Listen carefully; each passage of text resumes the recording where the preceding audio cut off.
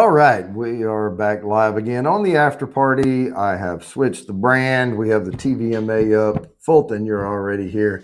I posted the StreamYard link and I pinned it to the top. And I will bring some folks up here just shortly. Joe went to his house right quick, but he lives right next door. He has to give his dog excuse me, medicine. That's that Doc Porter getting to me. That's what that was. And then we're going to pour some beer that I bought today, and we'll give those a try. But let me put this back on the shelf right quick. I do actually, before I set up this extended shelf system, I didn't even put the Doc Porter on the shelf over here. I kept it on my other shelf just in case somebody came by and wanted to try it. I would say, yeah, I have it, but good luck. Hey, Shark, how's it going? And I'm not even going to slide my chair over if I can help it. But we are going to get some very exciting news from a person that's in the basement right now. And let me switch this to this view. What's going on, Fulton? Nothing much. Happy Easter to you. Happy Easter. And what is your exciting news you have? Well, Luna's got a nice big bow on her. It's an Easter bow. Okay. What do you think? That's cool. Okay, so you got your dog an Easter bow. Yep. And then okay. I got this game. Lego, is that the Lego Star Wars PS4? Yep, the Skywalker Sega. It's the new one. Okay. You know, I don't play very many games. I don't. I'll take your word for it. I'm usually shooting videos and stuff or working at my day job. I don't really have a lot of time. And when I do have time, I'll tell you what, I've played games before, and man, I'll tell you, that is a time suck. You can start playing and all of a sudden it's 5 hours. You know, and I just I don't like putting myself into that losing time. It's sort of like I feel like I've been abducted by aliens, and then I came back and it's 5 hours later and I just lost 5 hours of my life, you know. But I'm old. I'm an old fart, you know. That's how it is. Back when I was a kid, and I wasn't a little bitty kid either. So this is how old I was. They came out with the Atari, and my parents bought it. Well, I say they bought me an Atari. My dad actually bought it probably because he liked it. He wanted to play it too. And my dad and I played Space Invaders on it. But I had a game called something. I can't remember what the game was called, but it had dragons. And now this is 2D flat little crappy game, right? And you had to find these keys to unlock these castle gates and go in and get the goblets and stuff like that. I can't remember what it was called, but I have played. I don't know. When I was in the military in missiles and stuff, we had a lot of downtime. I had a Sega handheld thing, and I played Sonic on it. Yeah, no just to kill time. And I've had some PS games before, but I just lose interest so fast, and I just don't keep up with it. Too busy. Too busy at all. So. Yeah. I thought you were going to give us some news on that America's Got Talent or something. I haven't heard anything.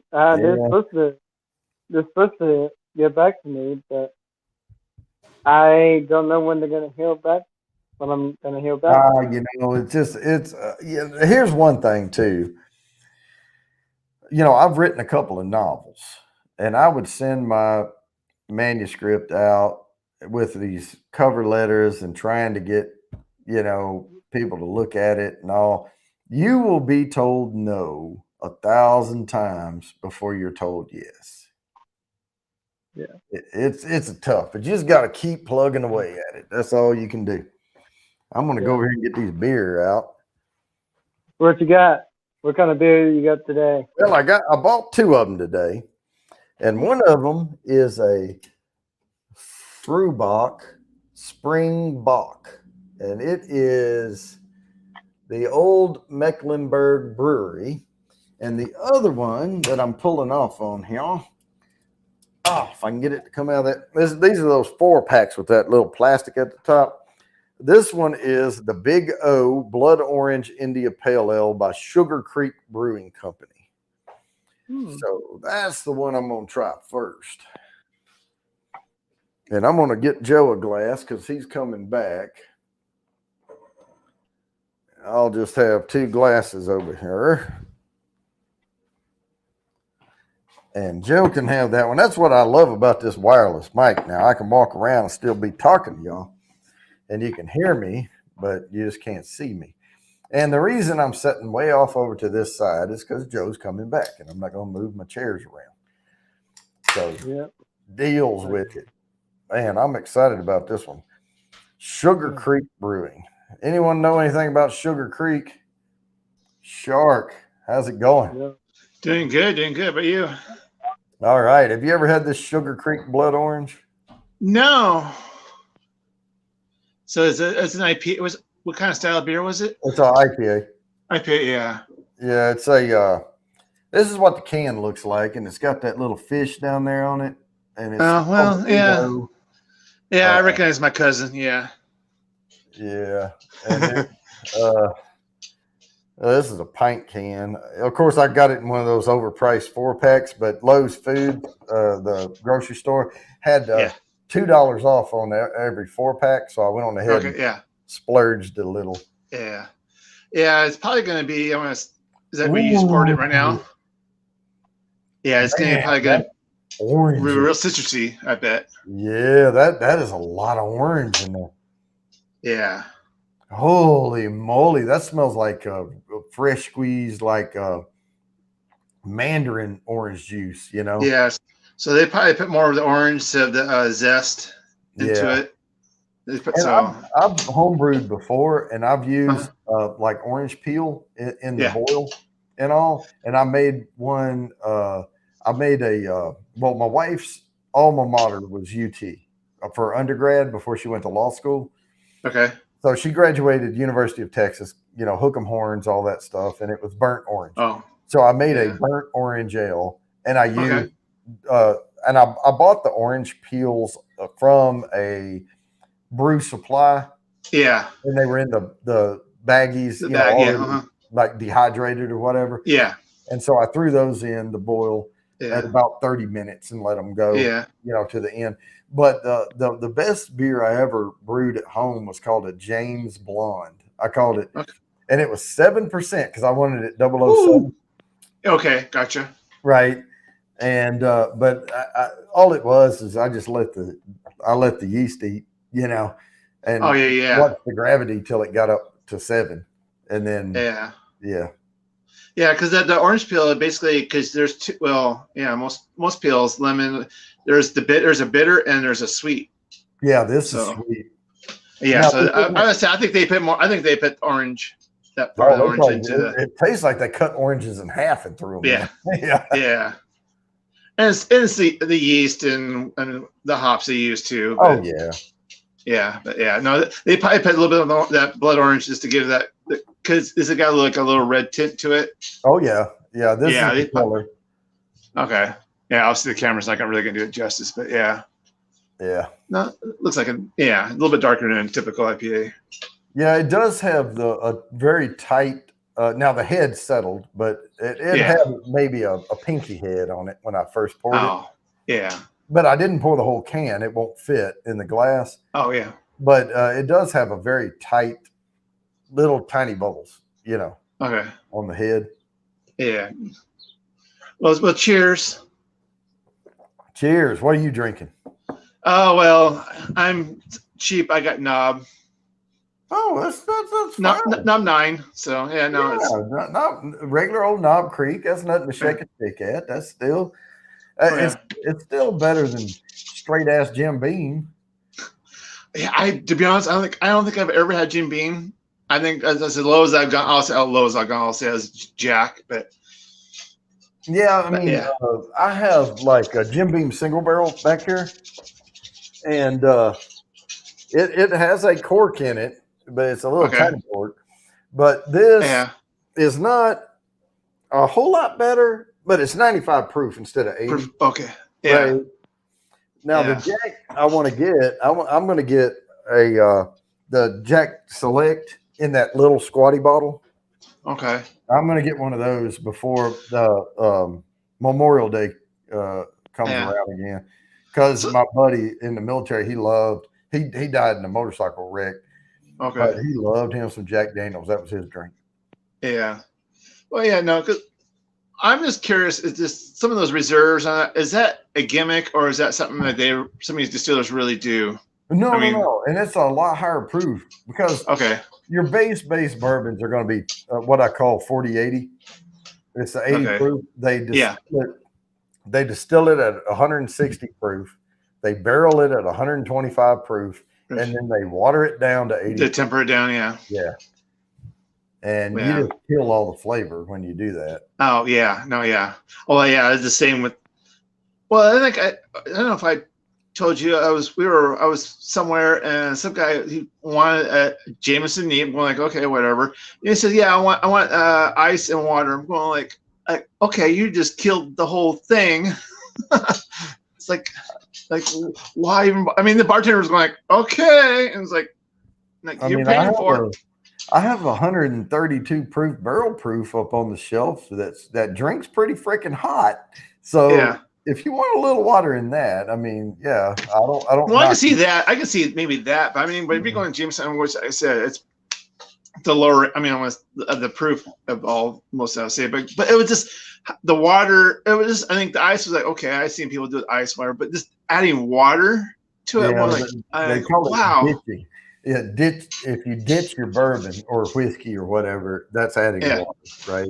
Yeah. So if you go into a bar and say, "Give me a whatever ditched," they'll just put a spritz of water in it. A little gun. But a lot of those folks, like I know the guys. I've talked to a couple of guys who were like brand ambassadors for like Scotch distilleries and stuff, traveling around. Yeah. And they drink ditched Scotch all the time. And they'll have a half a bottle and they'll fill it back up with water. Oh. And blend it, because what they're giving the people to taste is the pure stuff, but they're pouring from their bottle that's half water. Because they're 4 or 5 tastings a day. I can see them because cheating on that because they know they're already tasting anyway, so they're just going through the motion. Right. Yeah. No, I get that. But they still get slobbered. Yeah. Yeah. Well, you're probably going to 80 proof to what, 60, maybe 50. Something. I mean, yeah. Well, and they'll pretty much half and half it. Yeah. So. They're probably going down to probably about 40. It's like drinking schnapps. But hell, if I drink peppermint schnapps all day, I'm going to get floggered. Oh yeah. Well, even like you like to say your Miller Lite. I mean, if you drink enough of that throughout the day, you're still gonna get. Well, I'll tell you this: I'll get cotton mouth and a headache, but my stomach won't hold enough Miller Lite to get me drunk. Yeah. But this would probably do it. Drink this too fast. This one, I believe. Well, these didn't they didn't put the ABV on either of these cans. When I was in the store, I had to look them up on Untappd. Oh wow! Because by law they're supposed to put that on there. They do not. It is nowhere on this can. Wow. Yep. And it's just not on here. And so what does Untappd say? 7.2, I think, on this. Okay, yeah, that's right. Yeah, your average IPA. Yeah. You get a couple of those in you real quick, and you're gonna be like, okay, I'm good. Oh yeah, but I'm sipping on it. I'll slow. I'm gonna go ahead and grab the link here, and I'm gonna go over to Facebook. And other people are probably going live, but I'm gonna post this out to the group, even though I have it pinned in here. Yeah, know no, what it I'm was. Jody? What are you drinking there, Fulton? Well, I'm drinking some Starbucks today. That's some strong. That's some strong stuff there. Oh yeah, it's got a pink drink with 2 strawberries blended with whipped cream, and then with strawberry acid. Ooh. Yeah. But yeah, no, there was because like me and Chatty went on at the same time. I was like, dude, because he sent me a link. I'm going like, I'm live. What the hell? And he knew I was live too. He was like, oh well. I mean, Oh, no, it happens. It happens. I mean, there's no rule. I mean, you know. Oh no. But it was just kind of funny that he sent me a link going, and when I jumped on his live, he goes, yeah, I knew you were live. I'm like, but I still like whatever. Yeah, I mean, you know, the thing is, going live before meant more to me when I was trying to get my hours. Oh yeah. I don't make a frick thing off this, you know. Yeah. You know, I mean, I get, you know, I don't monetize my lives until after they stop, because I don't want people trying to join my live and hit a commercial. Oh yeah, It's just annoying, right? Yeah. If you want to jump on my live, I'm not going to monetize it till after I end it, and then that way I don't have to worry about people trying to, like, they'll miss my intros and stuff if I try to monetize. Oh yeah, sure, know? Yeah, okay. And so I'm not going to do that ever. But and you know, yeah, that's a quick way to get. But what am I going to make? 30 cents? Yeah, yeah. You know, you're not making a living off of that. No, you're going to piss people off over a quarter. You know, I'm not going to do that. Yeah, but it was interesting though, because I remember you hit your 1,000, all of a sudden now you're over 2,000. It was just man, it went crazy. Jumped. It went nuts, and I'd heard from people, they say, oh, it only takes one thing to go viral, or it only takes one thing to really, and what it was the closest thing I can tie it back to is that Rob Ross video I did with the wig. Okay. And my daughter was like, you need to do a TikTok. You need to do a TikTok. So I did that and did the TikTok. And then I made it my intro to the channel for people who are coming in. Mm-hmm. And RB says, I piss people off for free, so a quarter would be a raise.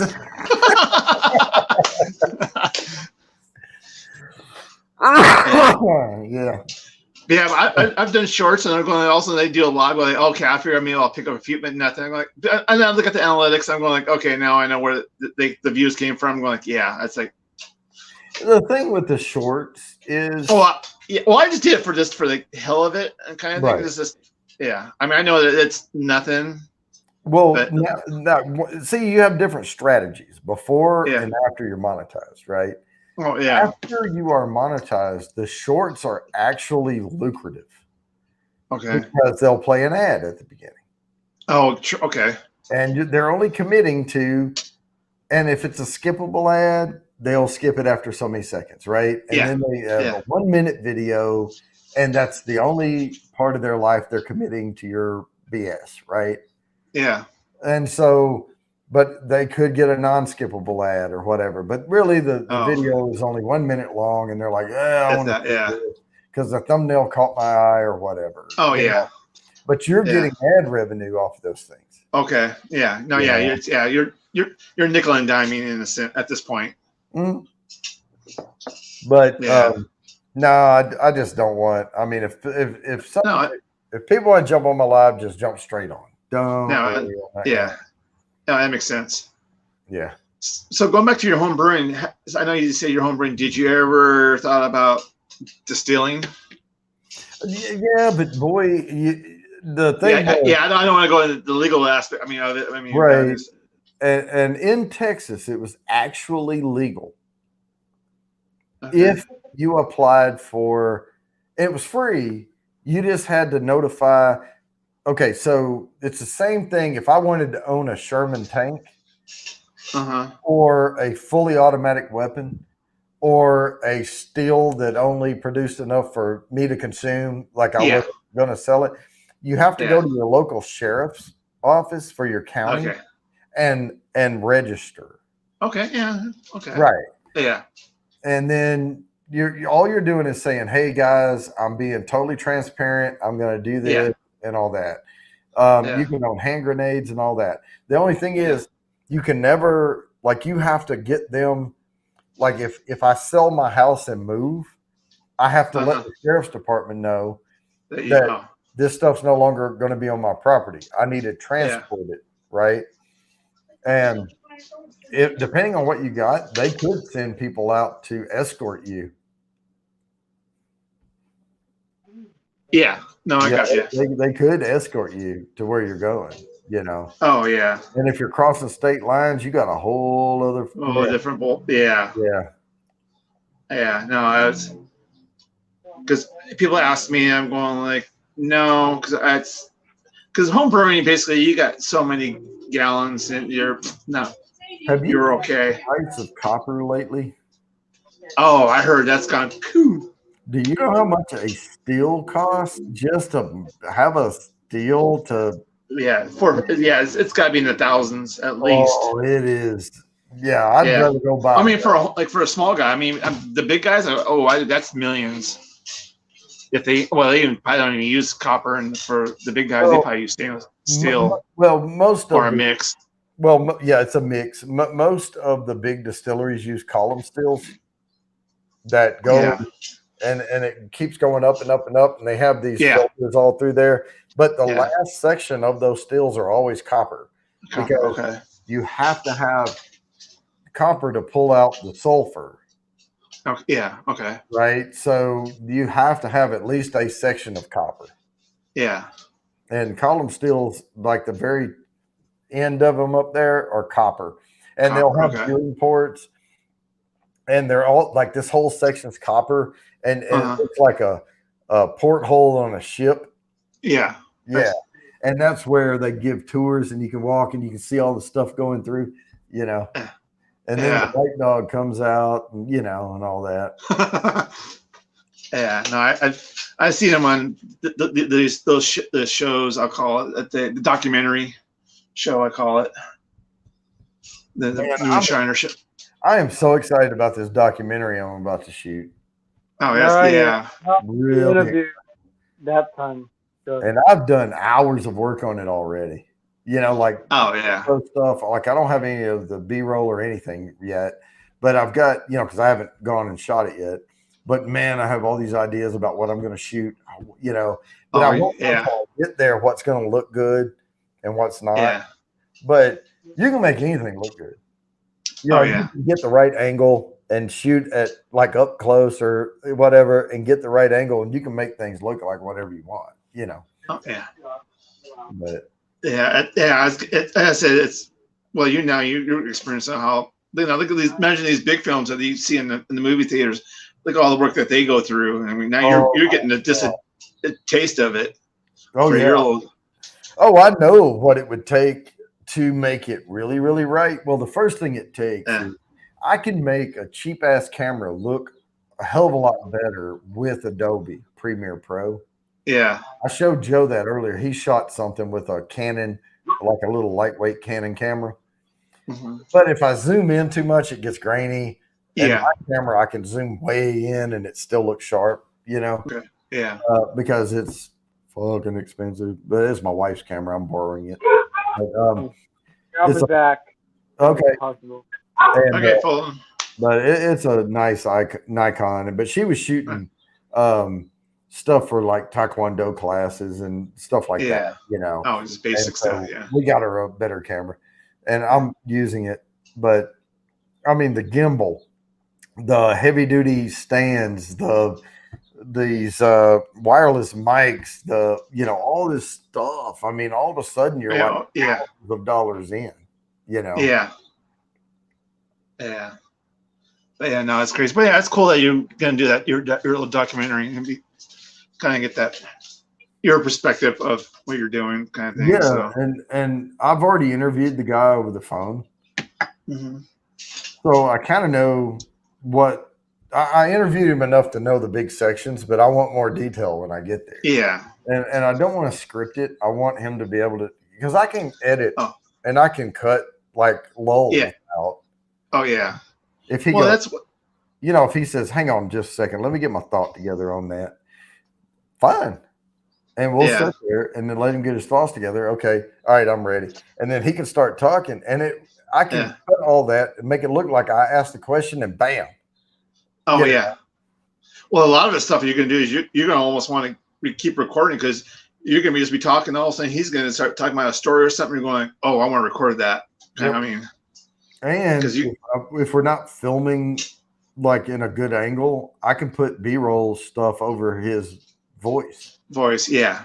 Whatever he's talking Yeah. about. If he says, "Man, you should have seen the first still we had," and yeah. I might say something like, "Well, do you still have it?" "Well, yeah, but it's back in storage or whatever. But man, that still was this and that and the other. And then we bought these new ones. And then later I can say, man, I need to get a shot of that old still, even if it's Oh just yeah. storage. And I Don't go you have any photograph somewhere? Yeah.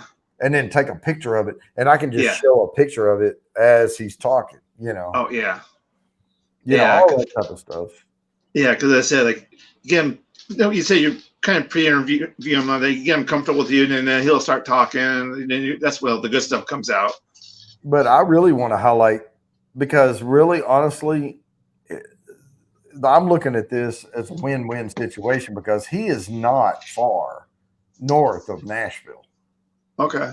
And Nashville is a prime spot for people to go visit. Yeah. And if I did a documentary on something like an offshoot, like, hey, I'm going to stay a week in Nashville and I'm going to try Nashville hot chicken, and I'm going to take the little bus tour around town, and I'm going to see where, because people, if you don't know, like American Pickers, they have a warehouse downtown in Nashville. Okay. There are all these like cigar clubs and like a happy hour, like famous like charcuterie boards and stuff. Like if you want to pay a nickel or two, they have like that miniature Parthenon thing there. I mean, and it's Music City, so the old Grand Ole Opry before they moved. I mean, there's a lot of tours. But if you want to take a day trip and go visit this distillery, it's an easy drive. It's just right across the border into Kentucky. Okay. Oh, that's nice. So it might be a good day trip to take if you're doing like several days in Nashville to see everything. Yeah. And they have great restaurants in Nashville too. Uh-huh. And but to take and say, hey, we're gonna live it up in Nashville on Saturday and Sunday, and then on Monday, let's go visit the distillery and do a little tasting room thing and grab a bottle or two because, hey, I saw this documentary on YouTube. Yeah. And then we'll get back into it Tuesday and Wednesday, and then we go home, right? Oh, yeah, yeah. I mean, that's not unheard of to have something like that go down. Oh, yeah. So I'm really trying to do it honor, and I'm doing it for selfish reasons, and I'm wanting to really make this a really great even flow documentary with no gotchas in it. Like, oh man, I saw a mic in that shot or whatever. Right. Oh yeah. I'm trying to really do this right and have. You're trying to make it professional as you can. Yeah. Yeah. Great cinematic overlays, great audio, great transitions, great everything. I've put a lot of work into animation at the beginning and the end of it. Oh wow. I mean, I don't want to give too much away. I don't want to tell what the name is, but I have some animation that makes perfect sense with the distillery. Right. Yeah. And where like smoke turns into words and stuff, Yeah. I mean, I've poured a lot of hours into this stuff because I really want it to be catchy, and I want people to enjoy watching it. It will be my first premiere I ever do. Okay. So I'm going to set it up as a premiere. We'll go live. I'll play the documentary, and I'll be in the chat with y'all live. Okay, yeah. As we watch the documentary. That'll be the premiere release of the documentary. Okay. Once it's ready. Yeah, you almost sound like I mean, I'm just trying to think of like Sundance and all that. Like, you should probably like see if you can put it in for like I'm gonna say a competition, but I mean whatever kind of just to get. I'm not worried about that right now, but I am. Well, I know. I'm just saying, but I mean down the road, maybe you want to like, hey, this everybody's kind of just to see what. Yeah, tips. I am going to start shooting some coming soon and some promos for it. Yeah. Okay. I'm going to do a teaser trailer type thing, and I'll publish that. Things like that. And okay. Just a little short snippet here and there of something. Oh yeah, you got to have those little teasers. Yeah. Yeah. And then try to get some interest built in it, and then we'll do the premiere. Oh yeah, that's cool. Yeah, we're all looking forward to it, obviously. So yeah, and like I said, it's a lot of work, but it's one of those things where it's what you put into it is what you get out of it. Oh yeah, I hear you. Yeah. Hey, Smash. Yeah, I hope so. But I'm hoping to use this as a springboard. But I can't do more than one a year, really. I mean, we're talking about post-production on something like this. This is not a weekly video output. This is a major production, and my crew is me. Yeah, I would say you're doing all the work. So now, if I had a staff of people, we could probably shoot 3 or 4 of them a year, But I've got people editing while I'm doing my day job, and all this stuff. But no, this is one of those where if it's in the film, it's me. Yeah. I did it all. So how's the IPA tasting to you now? It's warmed up a little bit. It is really, really good. And I can tell you this one, as it gets closer to room temperature, is not any more powerful. Okay. That's a good sign. Yeah, it's about the same. But as it gets closer to room temperature, I can tell you it's still just as drinkable as it was when it was cold. Yeah. Oh yeah. Well, you're going to like even the stouts and stuff. You're going to gain a little bit more flavor, but it's not going to be. It's not a drastic change. No. But you'll gain it a little bit. I mean, you're going to get more. You can get more of the aromas. Yeah. Now but yeah, maybe. But it was very orangey. Now, I did buy these today, and they've only been in the refrigerator for about 4 hours. Oh, that's all right. So they're not. They probably weren't ice cold, when I, brought it out. Well, but, even though I mean, you probably your lagers and your pilsners, you want those ice cold. Everything else, you kind of want the cellar temperature, really, to be honest. Right, 50 degrees. 50, yeah. Yeah, not 34, not 35. Yeah, and here in the United States, everybody goes, "Oh, it's got to be ice cold." No. That's why you do. A lot of people, you see, the people that know what they're doing, and all of a sudden they're going, "Okay, the beer's too cold," and they're sitting doing this to their beer because they're warming it up.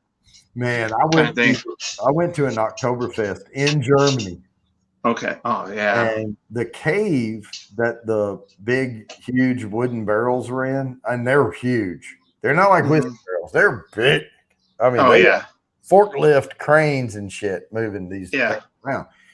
And they have them I forgot what they call them, things, and they hammer, they smash the cork, and then they drive the tap into it.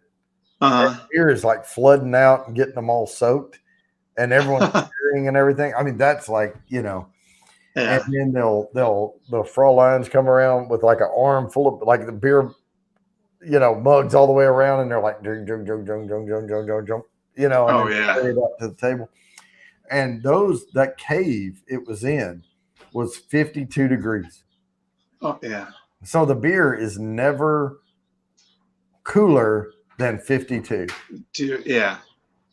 And it only gets warmer from there. But it's such a massive barrel that the beer stays at 52 all day long. Oh yeah.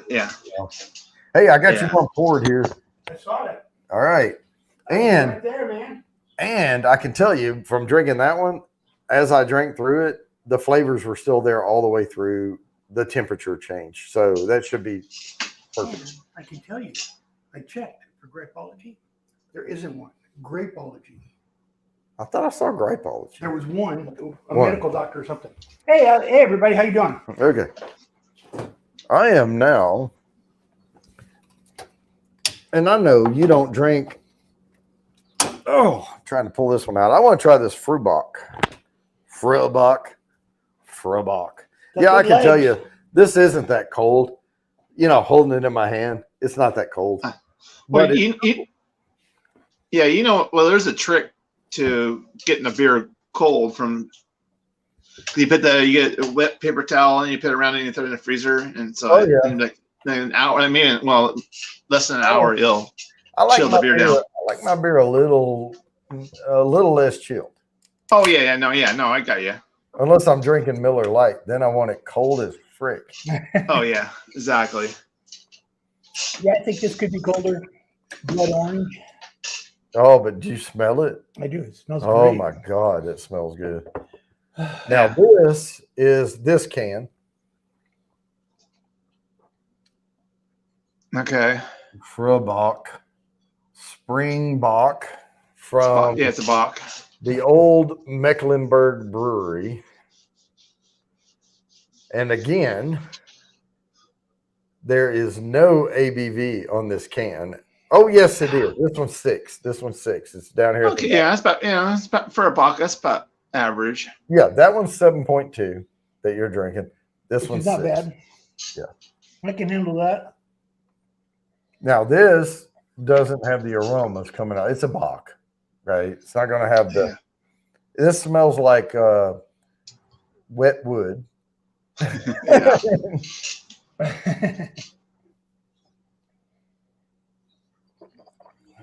Oh, but it tastes better than wet feet.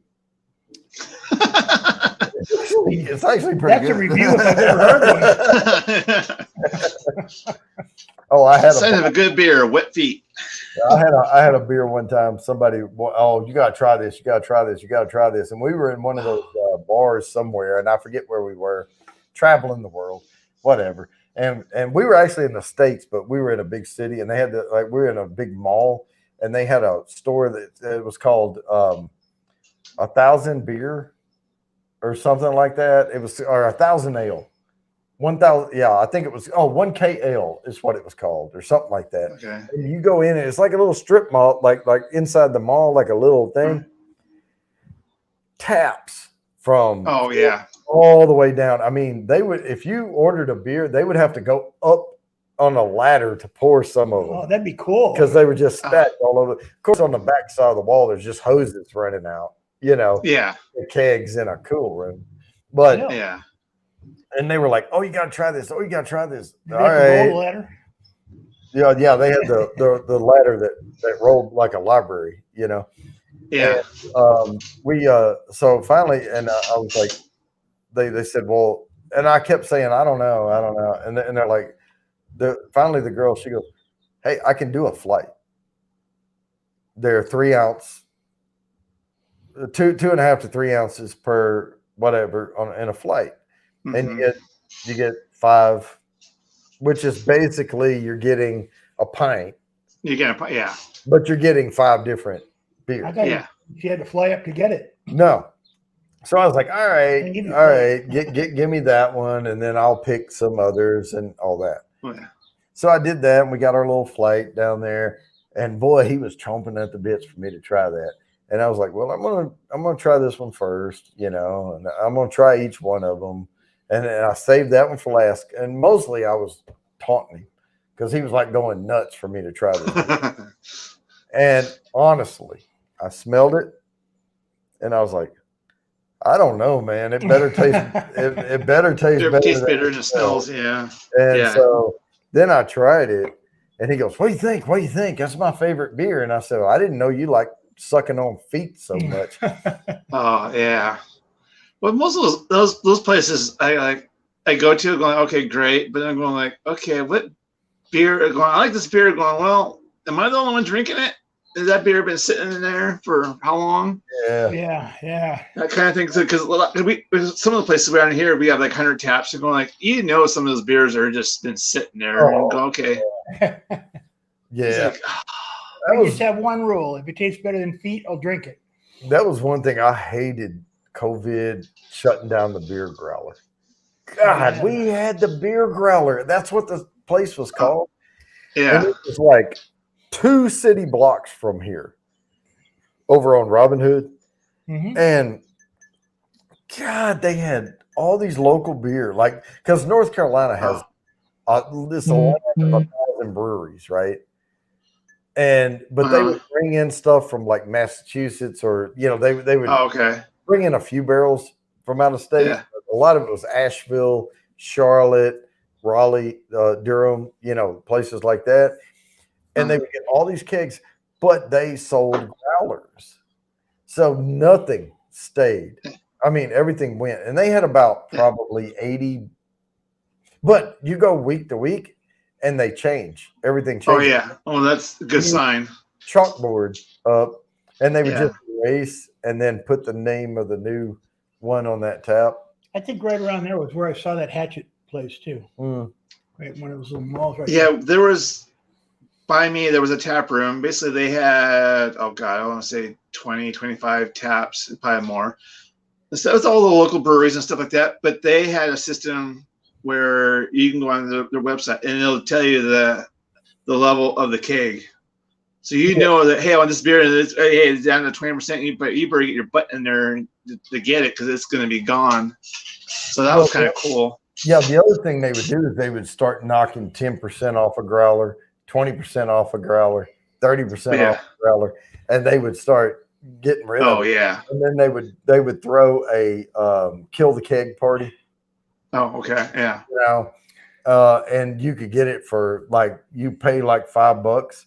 Like sometimes they would have like maybe 5 or 6 kegs that were below a quarter, and they would say, "Hey, we're doing a kill the keg night." Yeah. And you go in and you pay a fee, and as long as you only drink those, you don't pay any more. Yeah. Cool. Yeah. Yeah, because there's places like that. You do they always you want because the joke is they'll have like 4 or 5 of those. So you go like you want to time it right where if you blew the keg, you get that beer free, and you're going hopefully you get like almost a full pour when you blew that keg. Right. And like yes, but a lot of times you get that little and like but it was the gimmick though because people come in and like to do. I said they blew that keg real quick because everybody was like I said you say you're picking on that 4 or 5 kegs like you said. And they would do a thing. They would be talking about the 4 or 5 beer that we were killing the kegs on, and whoever got the, at the end would get their name on the wall, for that month or whatever. Yeah, I mean, that's those promotional things that make it kind of fun to go and stuff. So, but that's how they kept their kegs rotated. Oh yeah. And people come. That's because somebody there was. Oh, go ahead. Yeah, somebody there know what they're doing because by doing that it goes like okay that's because that's what you want. You want to keep rotating those taps. I mean that's a very good sign. Yeah, I'll tell you this. I learned something from Beer Growler. So I've never been I always thought of ginger beer like how to make a Moscow Mule, right? But Ginger's Revenge. There's a brewery in Asheville called Ginger's Revenge. They make the best freaking ginger beer I have ever had. Okay. I bought a growler of their lavender, they had Ginger's Revenge, it was a rosemary lavender. It was, you think of it and it doesn't sound good. It was phenomenal. Well, yeah.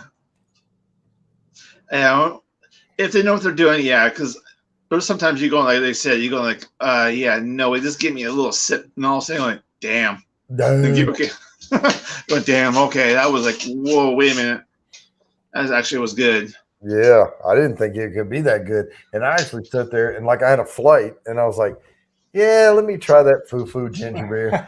It's one of my fours, and I tasted, and I was like, holy crap! And I drank everything else, and I went back to it at the end, and I was like, oh, I want a growler of that, and it was like $34 or something for the growler. I had the big growler, But I also done too, and you get those little tasters that are going, oh, this is gonna be great, and you get a full pint and you're going, oh my god, this is terrible.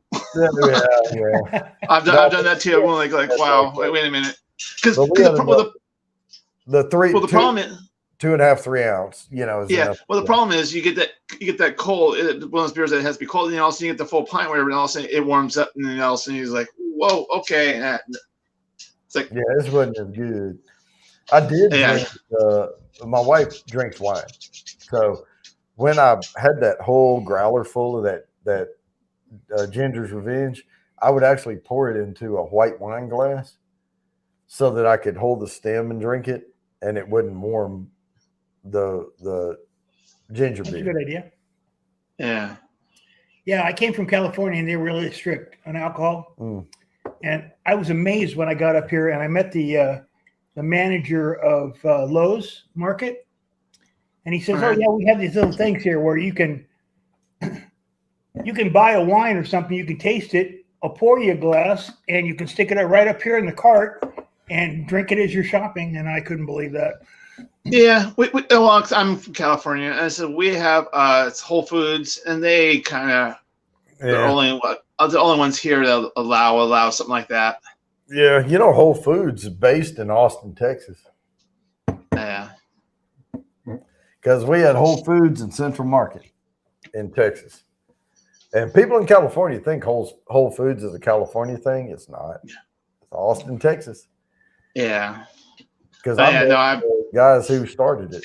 Oh yeah, we went to party one night in Austin. Yeah. You're in California, huh? Yeah, I'm basically Los Angeles area. Yeah, so was I. I was Redondo Beach. Okay. Yeah, I'm east of. I'm 30 miles east of LA, downtown. So I don't know if you knew Pomona. Yeah. I lived there all my life until 2 years ago when I finally. Yeah. So I'm pretty close to the LA Fairgrounds. Oh yeah. Yeah, I mean, he got into it with Glenn Fry and Don Henley, and then he just left. Yeah, he's like, yeah.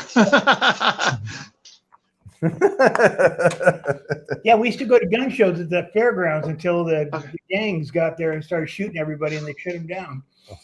Yeah. Okay. Yeah. Yeah, that was blast. Yeah, Jay texted me earlier. Lil Jay. And he said, man, he was going to come up tonight. And he texted me earlier and he said, man, my wife and I are somewhere and we're going to a concert tonight. And I was like, man, have fun, dude. Don't worry about yeah. Don't worry about my little 4 eyeball stream. Man, so I'll bring up exactly. Yeah. I was going to start thinking, where's everybody at? Because usually there are more people jumping on by now. I mean, well, there's more people starting to go live at different times, but what I'm looking for is just to try to keep growing and building outside of that closed group, where we share all the same videos, and once that starts clipping off, then we'll get to where we'll get 12, 14 people consistently, no matter who is going live, But right now people are in and out, they're trying to hit different streams and they're bouncing around. I think that's the YouTube culture. You just bounce. You have either multiple tabs open and you go in and out kind of thing, and that's fine. I mean, we're here to hang out, and if somebody wants to come over here, hopefully we can help entertain them a little bit, and if they want to jump up and that's it. It's not a competition. And if the competition, YouTube would be losing. And check this out. We got Independent Joe over here. All right. What's up, brothers? We got Bourbon. How you doing? Pretty good yourself. I heard California and I was like, oh shit, I gotta jump on and say hi, California. Hey. Yeah, I used to be a recruiter in Pomona. Okay. This is Joe Walsh. Hey, Joe. Honest to God. You dyed your hair on. Well, yeah, I just got it. I just put it up for tonight, but Yeah. There you go. How's that? Now, I will say though, you do not want to hear him sing "Life's Been Good." Oh no, you don't. You don't. No. Well, how about Rocky Mountain High? His name might be Joe Walsh, but But he's not Joel Walsh. but his Maserati does not go 185. No. So is that a image projection? No, you got an actual shirt. What is that? It's a Bourbon Oh, Bounty on cool. it. Independent Joe. Yeah. I don't even have a Bourbon Bounty shirt. You don't? No. I got it from your site. I don't have a site. Really? No. Who the heck sell these shirts then? Wait a minute. No way. You did not get that from a site.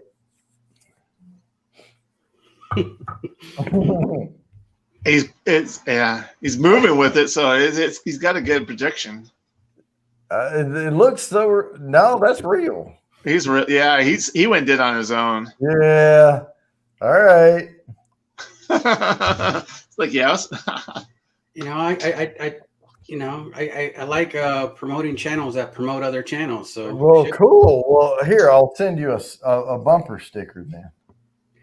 Okay, I won't put anything in my car, but Yeah, I know. That's why I definitely wear your shirt. It came off. Yeah. You can stick it on your forehead, and then Oh yeah. I mean, holy cow.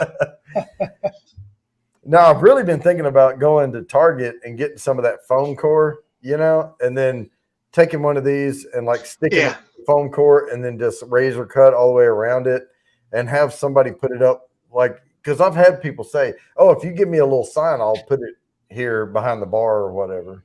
Oh yeah, that'd be cool. No, not Yeah. Elks Lodge. Elks Lodge is one of them, and there was another. Of course, you're not going to get the time of day from like Chili's or Applebee's or something like that. Oh, no. These little local bars, they're like, "Oh yeah, we'll put your little sign up." And I'm a lifer at the Elks, so yeah, I got pulled.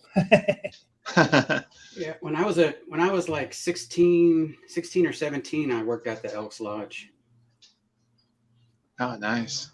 Man, if they were closer, I would join. I know that was close. Yeah, that was pretty If they far were away. closer, they're like 27 minutes away.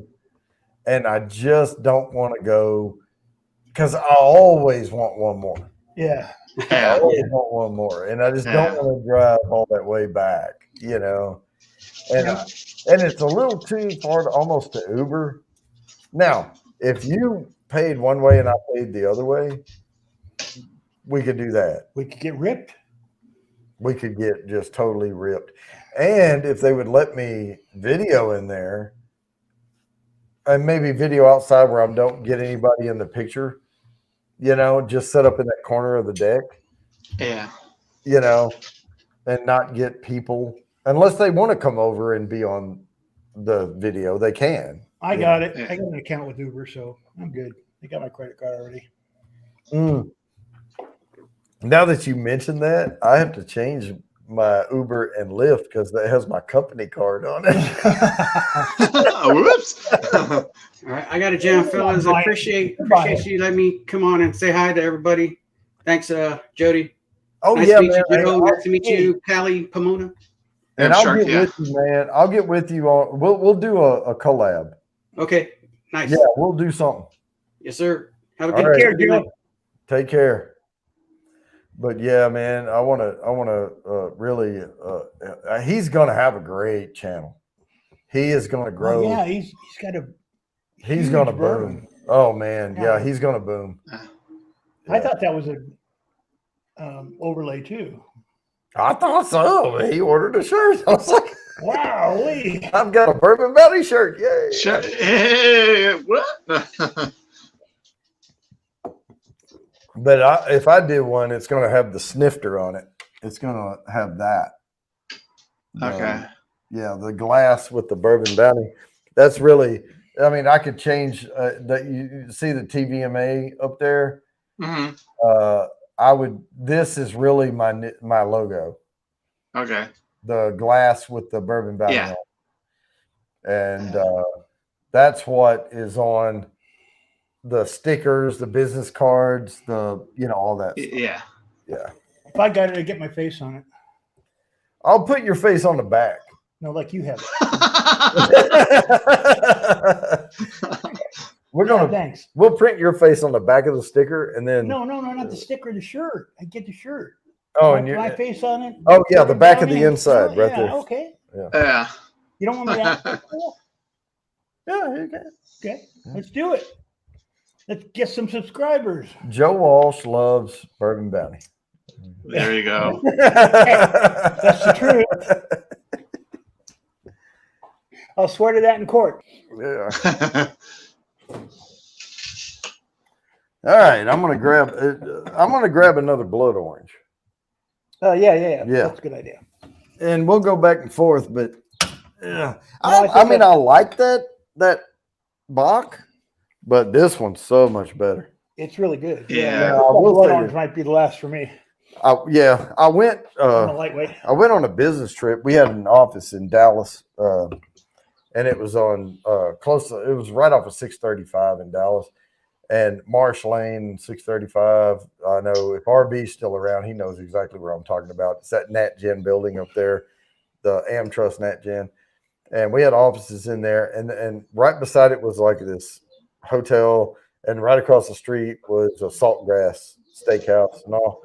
But that hotel is where we normally stayed. And it was so weird because it was right across the street, but it's like a 6-lane freaking road. So you had to Uber to get to the office, and it was one way because it was right by the 635. So you would leave the hotel. You're literally going right here, and you would have to go way down here and come back. And it gets dropped off. I got one of those two roads out there. All right, I'm gonna put a little head on this one. Yeah. Here we go. There's what the head looks like. Okay. Yeah, that's a good pour.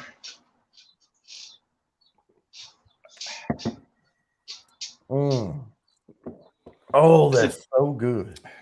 Man, I love that darker orange flavor, that mandarin, the little, man, or blood orange or whatever. But blood orange, yeah. I love that darker. But what I was going to say about that hotel is I went there, and it's one of those swanky hotels with the bar downstairs that charges way too much for their beer. Way too much. And they had all the screens up and everything, for sports and everything. So I had a little sports bar. And there were people that would come in not staying at the hotel and hang out at the bar, big parking lot because it's a hotel and they could park easy, go in, drink, meet people coming in and out of town and stuff like that. And they had a blood orange on tap. And I don't remember what brewery or what brand or anything, but I drank probably 9 or 10 of those that night, And because all I had to do was go right there was like the elevator bay and go up to, and then stumble over and whack my door with the key and get in, And, but yeah, I turned it on that night. And there was, I don't remember what it was, but there was some sporting event, like big one. And I don't remember whether it was football, basketball, baseball, what. But there was some major thing going on, and I don't even remember. I think it may have been a football game because it was cooler outside. So, but I traveled a lot, so I get things kind of get blurry, when you mix up trying to remember where you were when. Sure. But we were watching some major game, and I think it was college game, and it was like a rivalry game on that night, and I got punched that night off those blood orange on tap. And God, they were so good. But man, the heartburn once that set in from that citrus, frickers. Yeah. I was eating, I started trying to eat Tums, and then I got some extreme Tums, and then I ate some like the chewable Pepto tablets. Disgusting. Yeah. Well, guys, I gotta take off. Yeah. Hey, So appreciate you on allowing me to join your stream, and hopefully I get somebody else to join you in shortly. hey, whatever. Hopefully, We'll yeah. be here. Hi. We'll be here. Hi. Anyways, have a good evening and a happy Easter. Hey, Happy Easter to you too. You too. Huh? All right. So yeah, I pinned the link if anybody's brave enough to jump up, but always on. That was a nice shirt. Yeah, that was. That was a nice shirt. And he had me panicked for a second. He's like, I don't know, I got it off your site. And I was like, is somebody selling Merc on my behalf? And it's like making money. I was like, If they are, they're not making much. So just put it that way. That's a lot of trouble. But it's kind of weird though. I could do that. I mean, now that you start thinking about it, I could go rip off somebody's logo and like offer like this Merc channel on Teespring or something, and just if they caught me doing it, but my Lord. Yeah, you could sell that guy's merchandise. What is he? I would never do that. I would never. Gripeologist? I might do it to the gripeologist. A gripeologist. Yeah, that's it. Yeah. Yeah, you can sell his merchandise if you want. I just want a shirt that has Joe Walsh's signature on the back. Yeah, I want that shirt too. I tried to meet him a couple times. Well, just sign it. Oh yeah, okay. And we'll just sell Joe Walsh signed shirts. All right, I can do that. Yeah. If they don't ask, we don't tell. So for the people that are left, here's a little funny story. I was at the Blues Club in Hollywood. We were seeing Little Feat, and as I was walking out, I needed to get a cab. So I walked to the payphone. I called the cab, and the cab was the door was like about 10 feet away from where the phone was. And by the time I walked to that door, I said I was Joe Walsh and I needed a cab at the Blues Club. By the time I walked to that door, there was a cab out there waiting for me. And I said, well, I'm not the real Joe Walsh. And he goes, well, will you sign a piece of paper from my granddaughter? And I said, sure. Sure. And, I found out entertainers get very good prices on cabs. I mean, his daughter didn't have to know you weren't the Joe Walsh. Right, yeah. Joe Walsh signed something, and it was a real Joe Walsh. Show your friends, yeah. It just wasn't the. Just don't try to sell it on eBay. Yeah, don't do that. Yeah. I mean, but these entertainers, that was bad. I almost said if my parents named me Lady and my last name was Gaga, but but they don't own that. They don't, right? You are legally named that, so you have just as much right to use that name as they do. Damn right. He said, and everybody used to say, "Oh, so you're the other Joe Walsh?" And I said, no. He's the other Joe Walsh. Yeah, he's the other Joe Walsh. My Maserati does 185. Don't. I lost my license. Now I can't drive. Yeah. Life's been good to me so far. Got my dad driving my Cadillac or my limousine. Oh, we cannot sing. Oh, I can actually sing, but I'm not like that. Like, I have to get in the zone, where I'm in my octave range, that I can hit. And I have maybe one and just over a half octave, maybe. But I can't stretch it. If I stretch it, it goes south. Yeah, I spent a week with my uncle and he tried to teach me how to sing. And he says, and after I sang a couple times for him, he said, just make sure that the music is louder than your voice. There you go. I mean, at some point, auto-tune doesn't even help.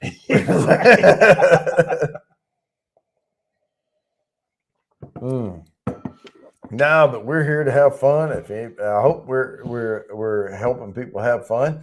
And yeah, shout us out there in the chat and come up if you want to. I'll pin the link, and here we are. Let's have a karaoke night.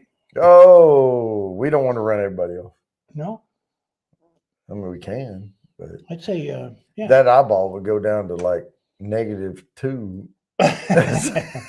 No. It depends on how much bourbon we've had. Yeah. Yeah, if you See, the bourbons, you problem- can sing good. Well, no, you think you sing good. See, if they have all the bourbon, Right. then we sound good. Right. So we have to play it's time to drink like 14 times. And if everybody does a shot, then we'll sing karaoke. Come to our karaoke night. We'll supply the bourbon. And it will sound hella good. Yep. But you have to drink all 14 samples I send you Right. Yeah. within a 45-minute period. I was going to say 10 minutes. 45. What's up, goddamn bacon? Hey, goddamn bacon. Yeah, hey, if you want to come up here, we'll let you sing it. All right, let's do it. I mean, I'm not going to play anything or anything, but yeah, I need a lot more chicken cock before I sing. this is a cappella karaoke. All right. I'll do the boom, boom, boom, boom. There, I can. I mean, it's horrible My beatboxing. Maserati goes 185. Boom, boom, boom, boom. There you go. I lost my license, so now I can't drive. Boom, boom, boom, boom. I don't remember the rest. Oh yeah. Sorry. I just skip life's been good to me so Life has been far. pretty good. Yeah, definitely. There you go. I drink some bourbon so I can get by. If I drink too much and watch sad videos, I cry. There you go. That is a true story, by the way.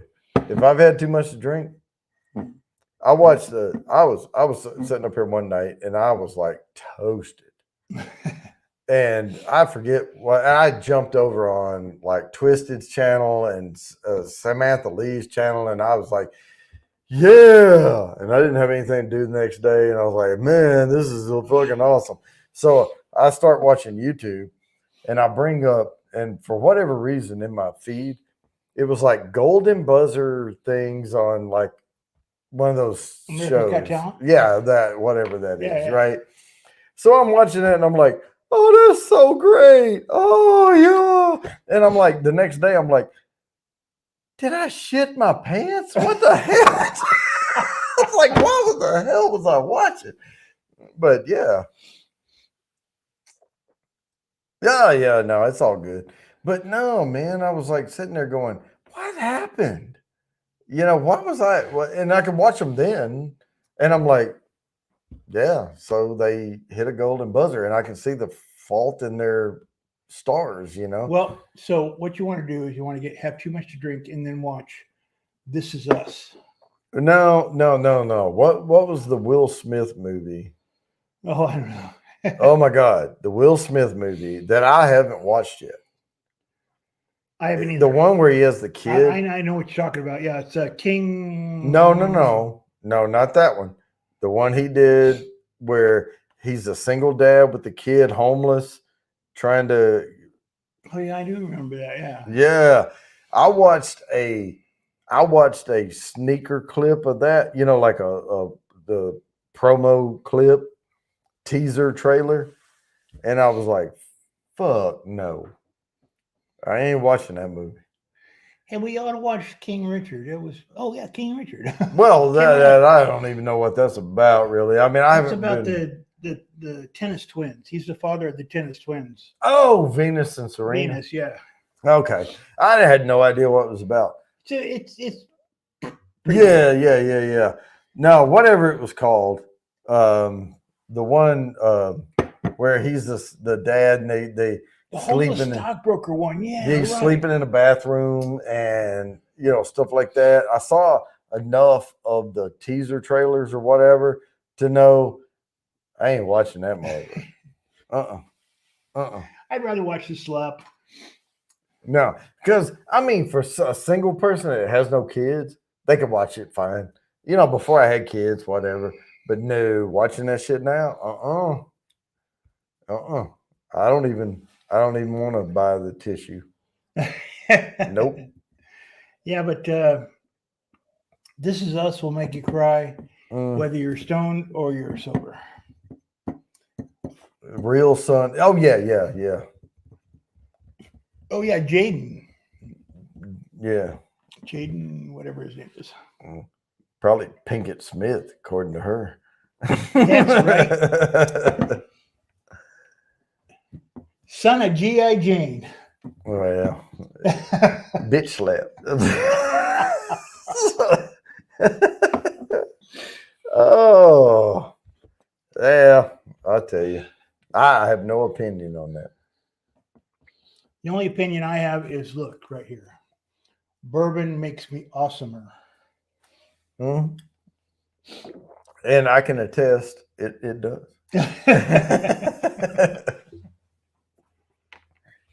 Only if I had a shirt, it would probably have a finger. Hey, crazy Ann. It would have a finger pointing over here that says "Bourbon makes him tolerable." Not really. No. Hey, crazy Ann, how you doing? I'd have a finger pointing here. Bourbon makes him tolerable. And that's a joke too. Crazy Ann, what's going on? Hey, Crazy Ann, I'm smiling.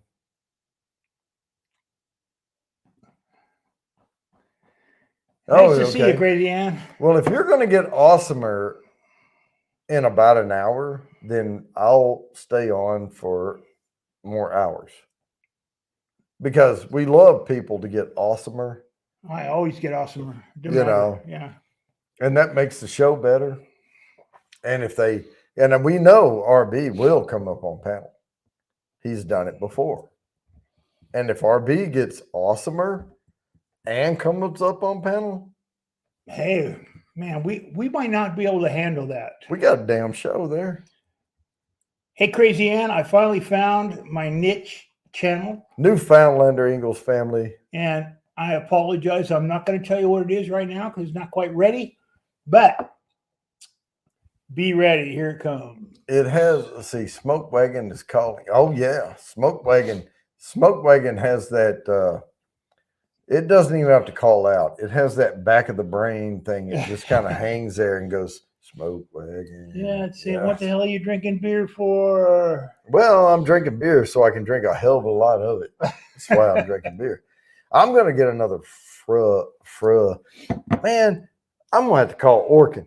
These freaking little sugar ants, and it's that time of the year, they're coming out, but I've killed 3 ants tonight off this table. And last time you said that, and I said, in California, we used to have ants all the time. And then here we haven't seen any this week. Yeah, because it's that time of year. They're really coming out. But I'm calling Orkin because I'm paying them. I'm paying Orkin a fuck ton of money. I'm going to call them tomorrow, and I'm going to be like, get your ass out here and do something. Yeah, call him. Say, hey, Orkin, man. But he was like, oh, wipe everything down with soap and water. No, you wipe everything down with soap and water. I'm paying you to do that. Well, here's the deal, though.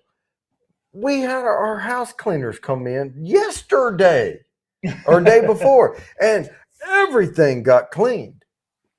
And now the ants are back. He's like, well, you got to get rid of the pheromone trails and everything. It was done. I mean, they clean everything.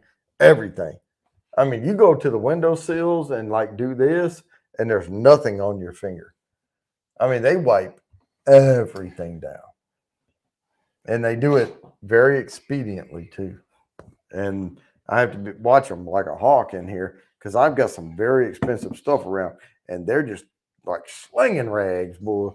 I'm like, they've knocked my internet out before, like cleaning behind the couch in the living room, all that. Everybody's done that once before, haven't they? I'm like, yeah, but I was in the middle of a freaking meeting at work. Yeah, well, most of the time when you do that, it's bad timing. Oh yeah. Well, comes at a and good time. to be honest, I'm normally on meetings at work all day long, like one after another, and I'm kind of late for the next meeting before I even get there. Yeah. All right, Frobach. That's why I didn't take the management job. I hate meetings. That's all I do, man. Rather be doing the work. That's all I freaking do. I go to meetings and then I convey to my team what all the crap is. Crazy Ann, do you go to meetings all day? Yeah, she meets with me. Oh, well, that would be cool. No, actually, she doesn't because I'm not in Call of Duty. Oh yeah. I petitioned to have my image in Call of Duty, but they turned me down. They wouldn't do it? No, they said I wasn't famous. Well, oh, you know what? I had a petition. You did? Joe Walsh. Oh, yeah. You want Joe Walsh in your next Call of Duty, Duty video? Oh, wouldn't that be cool? Oh. Yeah, I have a big, like a secret thing you can find is like a giant Joe Walsh head on your character. Then I can meet Crazy Ann in person, and she can shoot me. Crazy Ann, we're gonna play together one of these days. Yeah, definitely. It's not gonna be on Call of Duty though. You better. Hey, that was a pretty good rhyme there. You better get the Call of Duty, Jody. No, I guess it's not. That's not a rhyme. See, rhyme is two words that sound alike. Is that what it is? Yeah.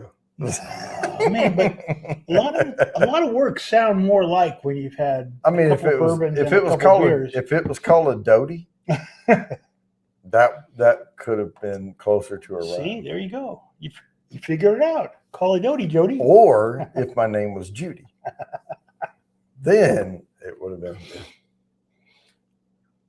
Oh yeah, and just so you know, Crazy Ann, I still have the money. It's still there. He's got it. I keep a ledger. I'm telling you that right now we have $400. And I will crank this back up again in the fall. But I don't want to tease people with next spring, because people are more like they want to give money to something that's coming soon, right? Not a year from now. And then spring will be sprung, and they've missed it. But I'll crank the asks for the donations up again in the fall for OG Fest in the spring. And I've already gotten the 400 that we got before.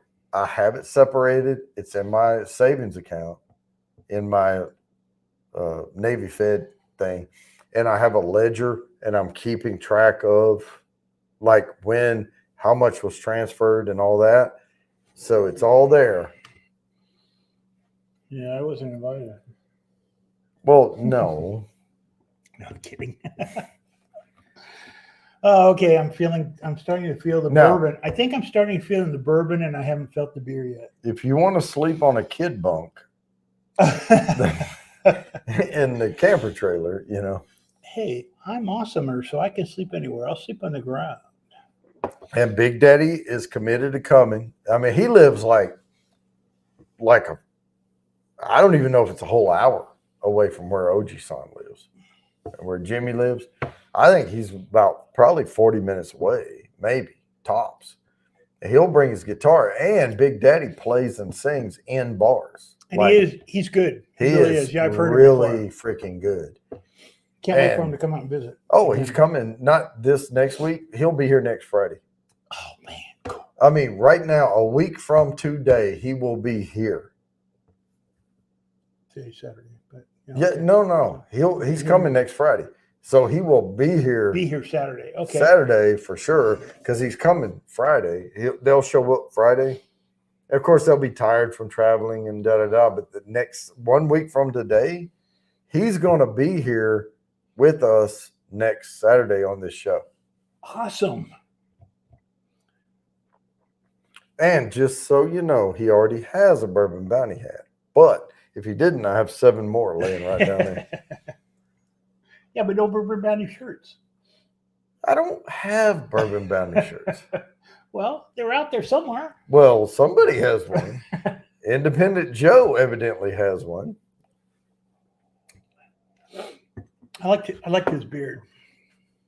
Oh yeah, no. Independent Joe has all the makings of a great channel.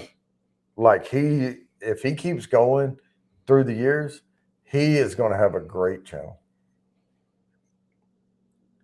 Well, Crazy Ann, the funny thing is I order them probably within a rock's throw of where you live, and they ship them all the way here to the States, and then I have them, but they're really good quality hats, really good quality. And I'm going to have a bunch of them to bring to OG Fest. Because my thing is, anyone who appears live or like in person with me to record either live or record for publication, publish later, they get a hat. That's my rule. If you come here, which I'm not going to give you my address, but unless we really get to talking, but if you come here and you appear like Joe is right here, you get a hat. And I ordered these hats. Appear at OG Fest, you get a hat? If I record you, yes. Oh, well, I'm going to have about 6 or 7 hats I take with me to OG Fest. If you're invited. It's a closed. It's a closed invitation thing. I'm kidding. But the thing is, the videos that's going to come out of that is going to be so goddamn entertaining. I need to help you record the videos and carry the camera around and shit. You don't want to give me your. Not you. I'm not talking about you. I'm talking about the. I have 8 eyeballs. I mean, I'm not going to get my address. 8 eyeballs. I'm not afraid. Afraid? I'll give you mine. Man. Here, let me type it in there right now. There's nothing to fear but fear itself and Crazy Ann. That's the only 2 things.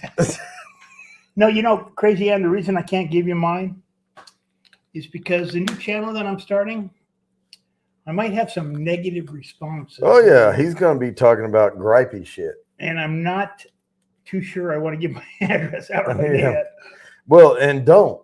And I'm going to tell you, you're too popular on my channel to give your address out over there. Because you live right there. Yeah, you're right. One hand grenade could take half your house and half of mine out. Let's not do that. Well, it would actually take my outbuilding out. Hey, but who knows? You might get a visit. We might get a visit from Steven Seagal. Wouldn't that be cool? Because I really, really, really would like to know if he could, slap me around. If he's a karate man, I don't think. I don't know. I don't think he can. But I wouldn't punch him in the gut. It's too no. It's There's too much padding down there. Bacon. Hey, Bacon. Hey, I heard something about sending addresses. If you send me an address, I'll mail you a sandwich. A sandwich. I like the Italian, the one with the salami and all that. But by the time it got here, it'd probably have green fuzz on it. Now you ought to get the Cajun chicken. That's good. That was fun. You guys know who Mike's Fishing Home is? Not right off the top of my head. God, that sounds kind of familiar, but no, I don't. No, there's kind of it's sort of an inside joke there. I follow him. I'll tune into him every once in a while. Mm-hmm. He doesn't just do like fish and stuff. Like he'll just kind of have chats like this. And he had his address up on the screen for some reason. He's like, yeah, like he doesn't mind people knowing his address or whatever. So I sent him a message, like it's kind of a troll message, like, yeah, that's it. I'm sitting at Diablo sandwich from Arby's. He went on rant for like 5 minutes. like, yeah, I mean, like I'll take a gift card or something, but Hey, you send me a sandwich in the mail, I'm throwing it away. I'll tell you what, something that freaked me out a little bit. I had my channel going. I never communicated ever with this distillery. And all of a sudden I get a free. Now, if you send me a free bottle of booze, I'm not going to cry myself to sleep because you found my address, but they sent me a free bottle of booze and I never gave them my address. Oh, that's freaky. Wow. Pretty freaky. And I'm like, so somewhere I'm doxing myself somewhere, but I'm not trying to not. I mean, Same place the shirts are coming from. Well, he ordered that shirt. I mean, did you sign up for like some sort of membership or something? Nope. Oh. And I'd never heard of the distillery before they sent me the bottle. They went to the FBI. Never heard of it. And now I know who they are. And it's actually a really good rye.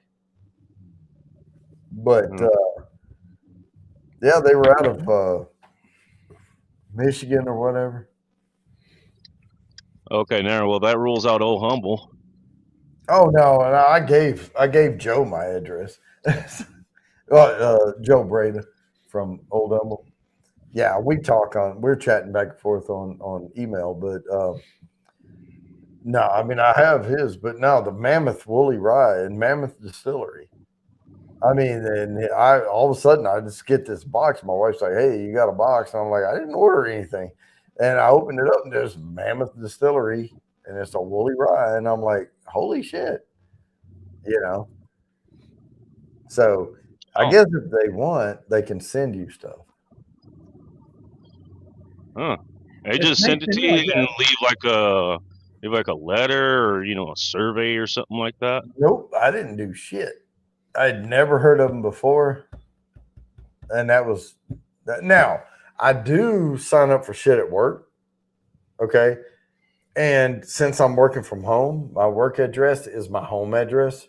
When I sign up, like I signed up for a Buffalo Trace tasting thing.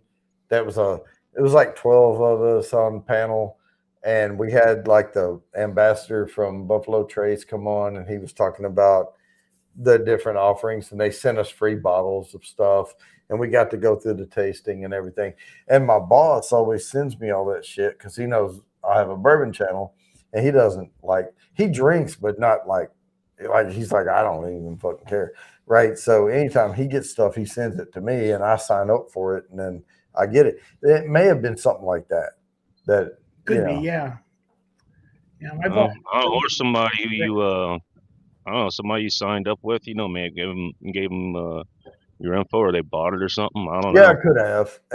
And the work stuff, I mean, I sign up and yeah, it's got but when it came to me, it was my name. So it wasn't Bourbon Bounty. It was my real name on it and my address and all. And when I opened it, I was like, damn, there's a bottle of booze. That's kind of scary. Shit. So a little bit. Okay, you know what? I'll tell you what. Getting a bourbon test, I think that's a lot better than getting a sandwich in the mail. So. Yeah, I mean, if somebody wants to accidentally send me bottles of booze, I'll take them all day long. Why not? I mean, yeah. It's like, fuck, Yeah, better than getting a tax bill or a summons or something. But no, this isn't bad. Once you get to drinking it, it's not bad at all. Fruit cock? Yeah. Fruit cock. Hey, crazy Ant. I'm drinking some. It's called Frubach, not fruit cock. There we go. I'm still drinking that old chicken cock. You still? Good stuff. You haven't finished it yet? No, haven't. You only just take a little every night. Yeah, when you took it home, it was about half. Yeah, about half. You haven't finished it yet? I haven't. Yeah, gotta go buy another bottle. Well, they have them at Moxville. It's still behind the glass. Chicken cock, here I come, man. It's only $80. You want to go with me next time I go, and you can buy you a bottle of it? Is that all? $80? man. I had what was it? Four Roses. Just a regular small batch last night. Yeah. Total Wine and More that I go to, like they have like a little minis section. Minis. Yeah. And I mean, I think we were talking about this last week. Like be able to get some more or less premium bourbons or scotches or tequilas, stuff like that. Just in airplanes, so like you don't have to fully commit to an entire fifth of one. Yeah. I mean, Yeah, it wasn't too bad. I told Joe here, I said, you could buy a bunch of mini bottles and we could like set up a shelf and like I could zoom in with like macro zoom with the camera. Yeah, we could set Barbie and Ken and like in front of create it. a green screen, and it looked like you had a full shelf. And it's like they're like this big. Yeah. Yeah, that did sound kind of weird, but I meant it in a good way. Chicken cock, here I come. Yeah. Crazy Ann's gonna get that sound bite now, right? Oh yeah. Hey, Crazy Ann, I'm gonna subscribe to your channel when I get this channel up. I'm gonna put a couple more videos on it. You're not subscribed to Crazy Ann already? No, the new one. Oh, the channel sub. Yeah. Across. Okay, I got you. Oh yeah, of course I'm subscribed to Crazy Ann. I don't think your channel's live. I think it is. Yeah, it is now. Because when I clicked on the link, it said the video not available. I know. And I couldn't even I couldn't figure out a way to get it texted over to you because I was using my Windows machine and they don't have text on the Windows machine. Okay. So I typed it in manually, and I think I typed a capital I instead of a low Oh, L. yeah, okay. So They said this link don't fucking work. it don't fucking work right now. Wait a minute. There's no TVMA yet. Oh shit. We can't do that now. Wait. Let me I switched it earlier to prove a point. Oh, okay. Now. It doesn't fucking work. It does fucking work now. Okay. TVMA. Yeah, I typed it in, search, because I was searching for the other ones. If you go to your video, there's a little thing over there that says get shareable link. And when you click on it, it's like copied. And then you can email it to yourself. Then you can go on your phone, bring up your email. That's what I did. And then you can share that. Yeah. Yeah. And that way you don't have to manually type all this. And if you had an Android instead of an iPhone, you can link your phone to your computer, and I can go to messages.google.com and I can see I could have done it that way. it syncs with my phone. Hey. Just saying. Anyway, I got a feeling it's going to be a fun channel. There's technological ways to do this. And we took Joe's video earlier. Oh my God, it looks so much better. And I started cutting out the ums and ahs and blank space and all that. Oh my gosh, it looked good. Now wait a minute, there weren't that many ums and ahs. Well, I didn't say I cut out the ones that were there. Yeah, okay. There was just a few. For the first video that I've ever made in my life, I think that was pretty good. And I zoomed in on his face, zoomed in on his hand, pointing. Yeah, he was like, and if you want to, I got his hand up there. And once I get it up there out on YouTube, at the very end, I got to tell you, it's got a tribute to this guy right here because he is the bourbon master. Well, I'm not, but that's what I'm going to highlight on your video at the end of it. I'm going to make that part shine really. I think he called him a mentor. Well, here's the deal. I will say I have a lot of knowledge about bourbon because I've read and studied and all this, and I've talked to people, I've interviewed people, I've traveled, I've done all these things. Right? A lot. I've drank a lot of it. But I'm willing to share it You know, that's my shtick. Is I want to share the knowledge.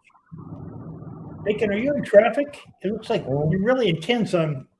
Well, he's driving. He's driving. Yeah, I'm on the road. I'm about 20 minutes away from work. But no, he is driving. Safely driving. Thank you very much. You are safely driving. I can see that. Yes. Definitely. And ignore us if you need to. That's right. And be intent on, eyes on the road. All that. Well, I ain't got no intention of getting sideswiped by any of these idiots out here. So what are you driving? Or what is that it looks like an F-150. No, it's Range Rover. it's like a 05 or 06 Toyota or something like that. I was just looking at the handle up, the old hell bar above your head. I had the same looking one in a Ford. It's kind of odd.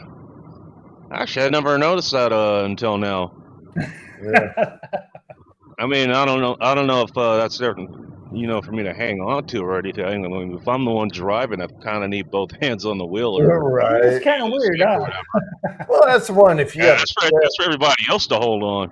Yeah, if you have a step though, that may you can reach up there and grab it for yourself. If you're 5'3" and you're trying to climb up in that, Or if you're going off a bridge and going into a lake or something. If you're 5'3" Hold though, on. you'd have to jump and catch it and swing it. I was like, I'm 6'2", so I don't think I need to. Oh, it's too much of a problem for me. yeah, everybody's taller than I am. Yeah. I know. What That's are height. you, 6? 5'10" 5'10"? and a half, Yeah, I'm short like you. 3/4. My parents put me on the rack and stretched me. If I have my combat boots on, I'm 5'11" or 3/4. My parents stretched me out on the rack they had in their basement. Combat boots only gives you half an inch. No. It was 1 inch on the combat boots. I said 5'10" and a quarter, 5'11" and a quarter. Yeah, but it's 2 inches on top okay. of boots, so you could do 6 foot. Okay. I have some good heeled cowboy boots. I used to wear them all the time in Texas. Me too. Yeah, I used to wear them in California. Oh, I kept saying, don't they hurt your feet?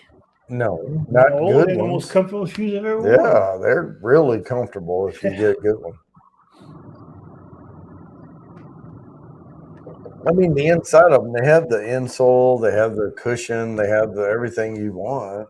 Right. And you don't have to worry about your toes.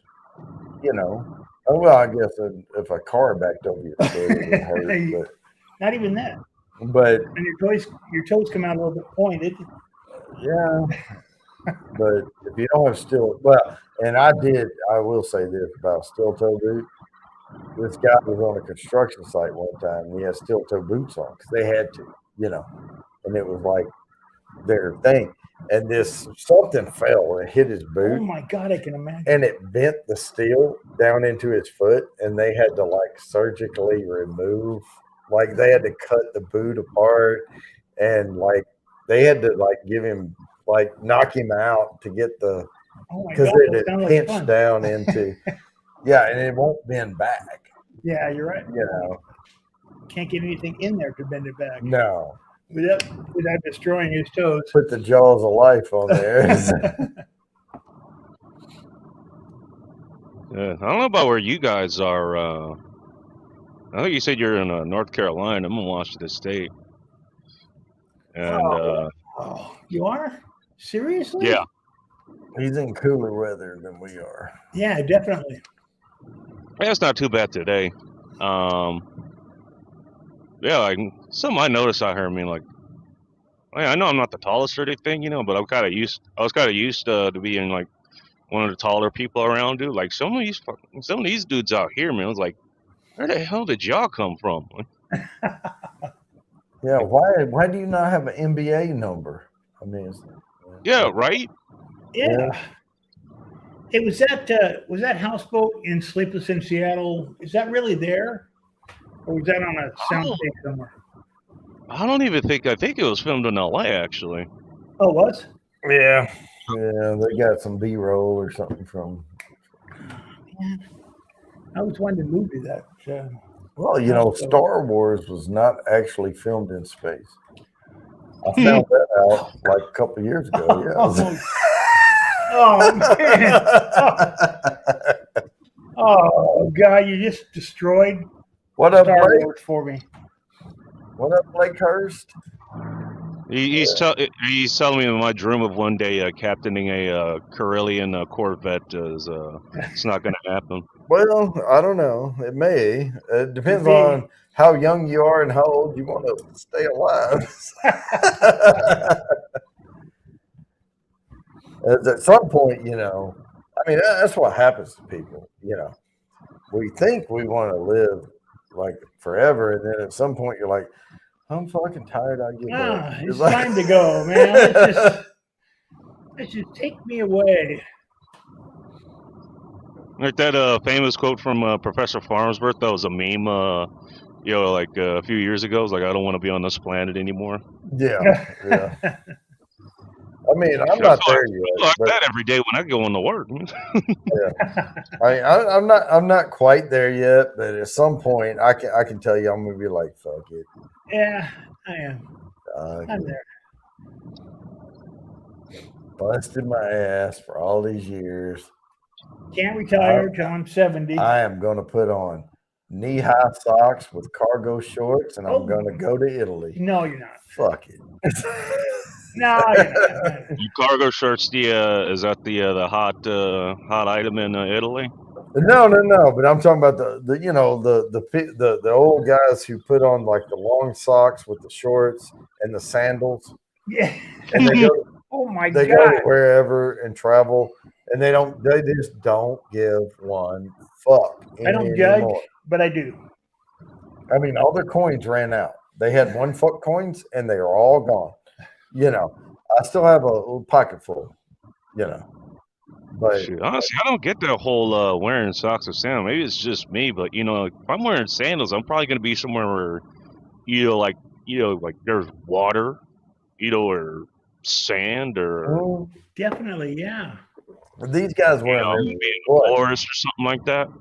Well, the Mediterranean cruises, you'll see guys with knee-high socks and shorts on with sandals, but they're hiding those veins, is what they're hiding. Okay, yeah, that I was about to say. You hired a varicose veins or something? Yeah, that's it. That's what it is. These compression socks?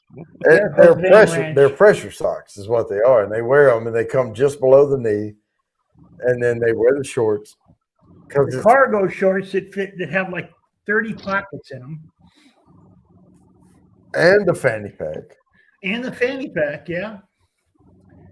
Hey man, it's called being prepared. You never know what you're gonna need. On a cruise ship. A couple bottles of bourbon and a couple flasks of something else, and there we go. See, now you're thinking.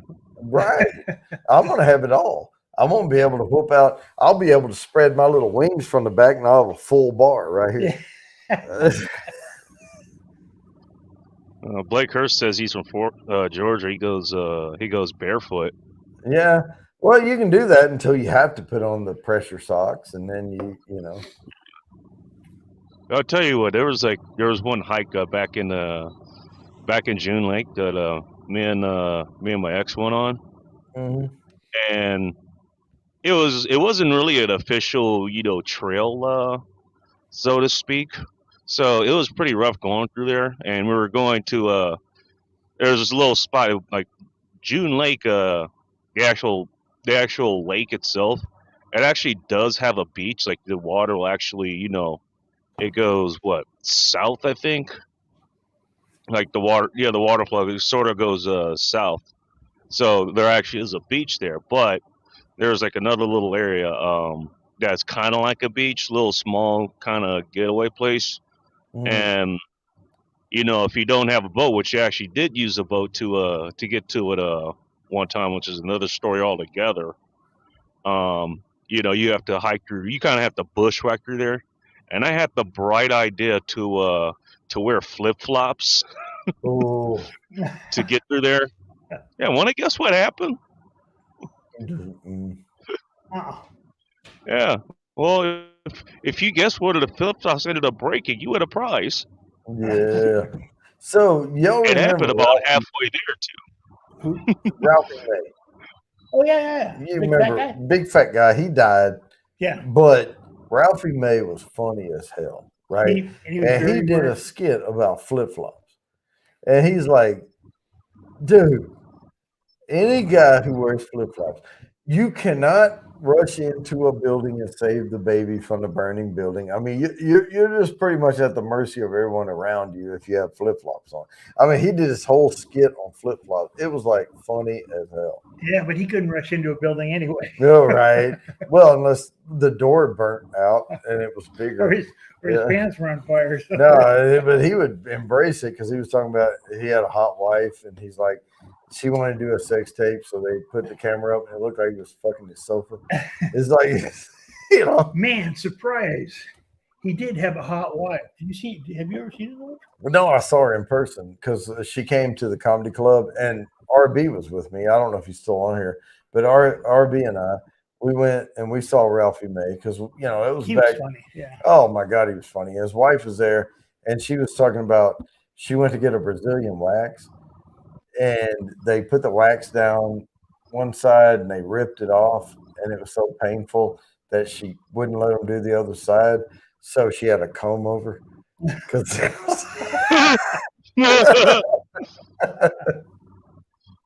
you imagine going down on that? Like, you would have to have some conflicted thoughts there, man. Yeah, you'd have to have a lot of bourbon inside you. Wade Emery, what's going on? Hey, Wade. Oh yeah, she was hot. She was hot. What's up, Wade? Nice to see you. But it's been a while since I've seen you. Funny. I mean, could you imagine? Hilarious. Could you imagine being I'm not saying like a wife, but like a roommate. Like you wake up in the morning, you go to make coffee, and this motherfucker makes you cry laughing before you even get your coffee made because he was on all the time. I mean, his brain was like, damn. Wade Emery, how you doing?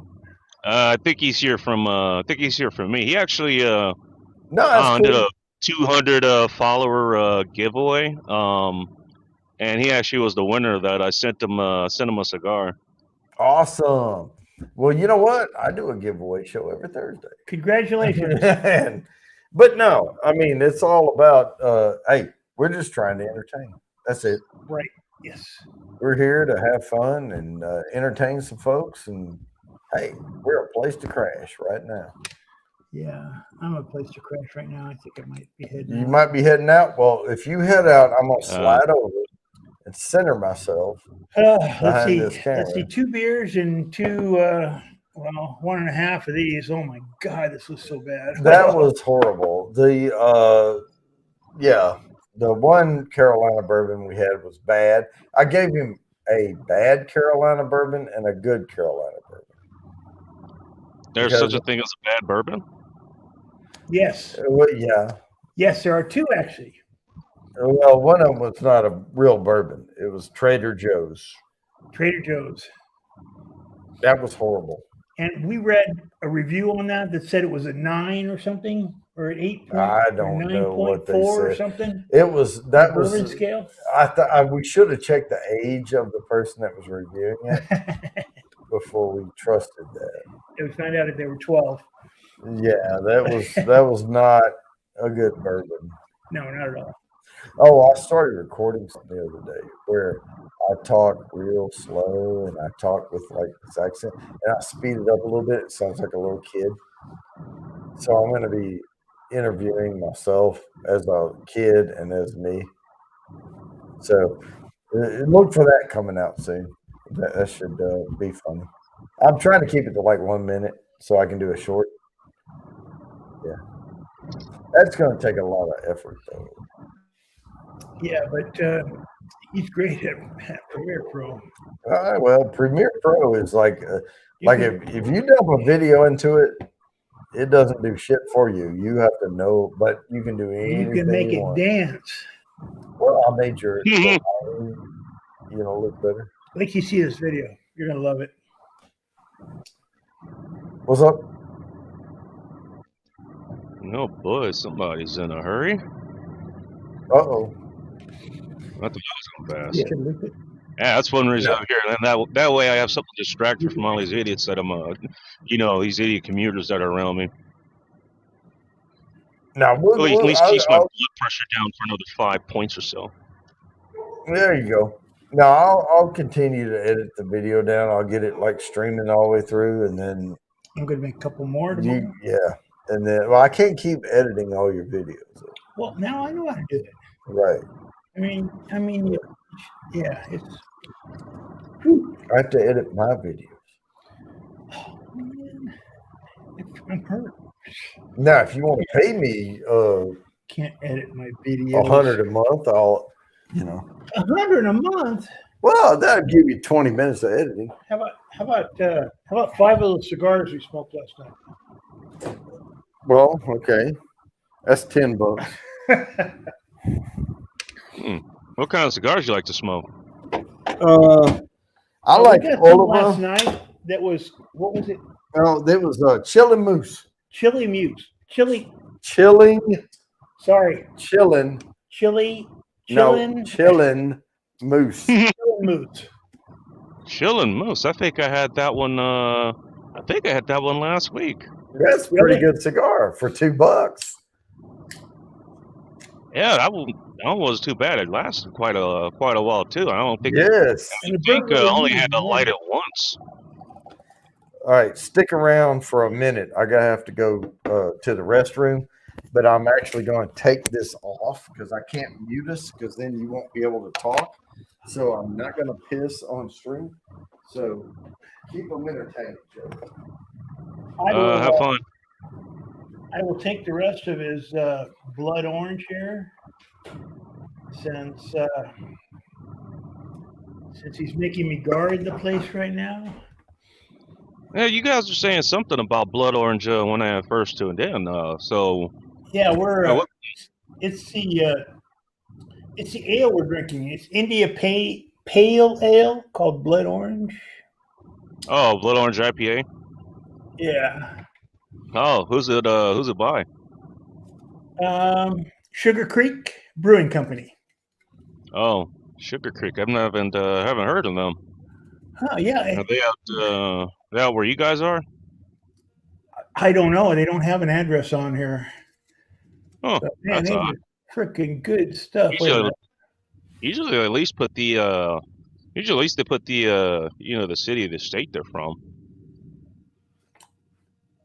Government warning: brewed and canned by Sugar Creek Brewing Company, Charlotte, North Carolina.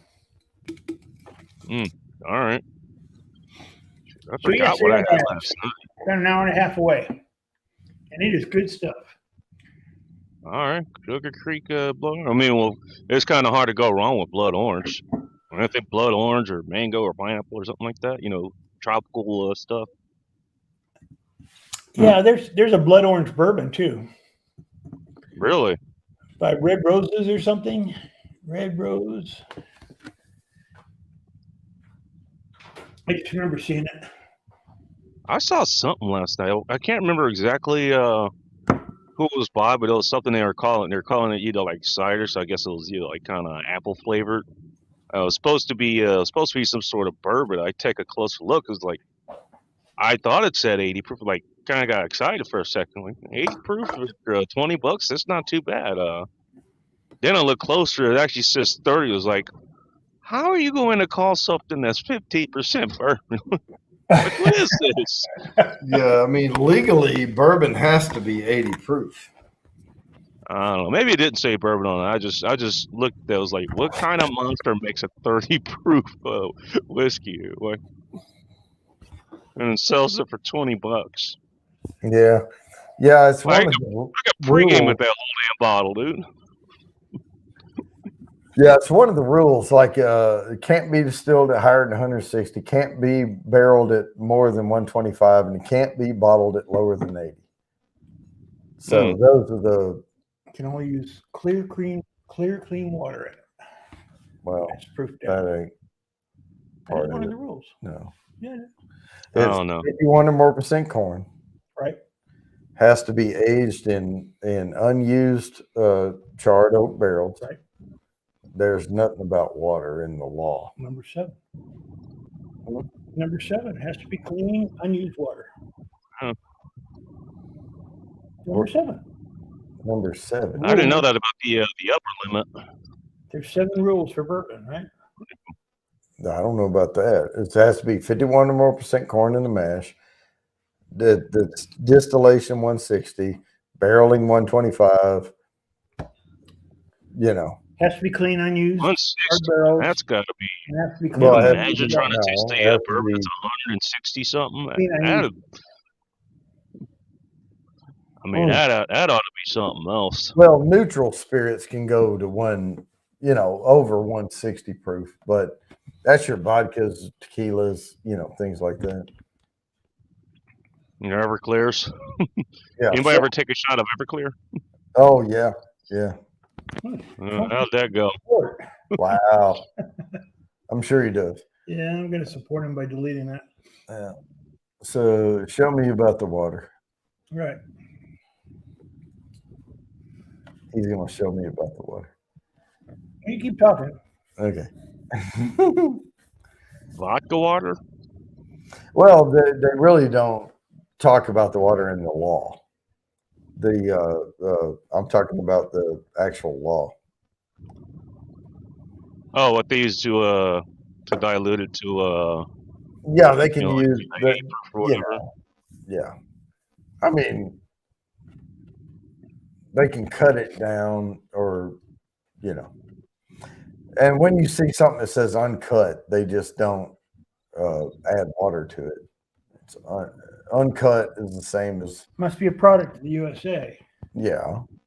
Must be made with at least 51% corn. Yep. Okay. Must be entered into barrels at no greater than 125% proof or Right. 62.5% alcohol. That would be 125 proof. Must be aged at least 2 2 years. years. Yeah. Must be unadulterated flavor. Must have unadulterated Right. flavor. You can't add additional coloring or flavoring to the bourbon. So yeah, that's what it was. Okay. But It said you have to have clear. well, and actually the law says you can't add any artificial color or flavor, but it doesn't. It was different on another side. Yeah. I got a question, and so whatever that stuff. I think it was Jim Beam's Jacob's Ghost that clear whiskey. So I'm guessing that's not a bourbon then. No, so all bourbons start as what they call white dog, which is a clear alcohol, right? All right. And typically, what it's going to be is around 160 proof. So white dog is going to be somewhere between probably 140, 160, depending on, because they can't go higher than 160. And then they're going to add water to it to bring it down to 125. Then they put it in the barrel. And bourbon can only get its color and flavor from the mash of the white dog and the barrel itself. So if you char a barrel or toast a barrel or whatever, you're going to get different flavors. And depending on where the grains come from, you're going to get slightly different flavors from, that type of stuff. And then you age it and it draws the amber color from the wood. And the law doesn't really talk about the water at all. There was one that had the water included. Well, I don't, but I'm talking about, I've read the law. Yeah, I wouldn't argue with you. Right. I've read it several times. And now I guess you could make if you want to set a precedence in court and try to sue somebody. You could say you're using muddy water and you're introducing the flavor of And mud, it tastes like shit. to your bourbon. But there's really nothing addressed about it in the law about the water.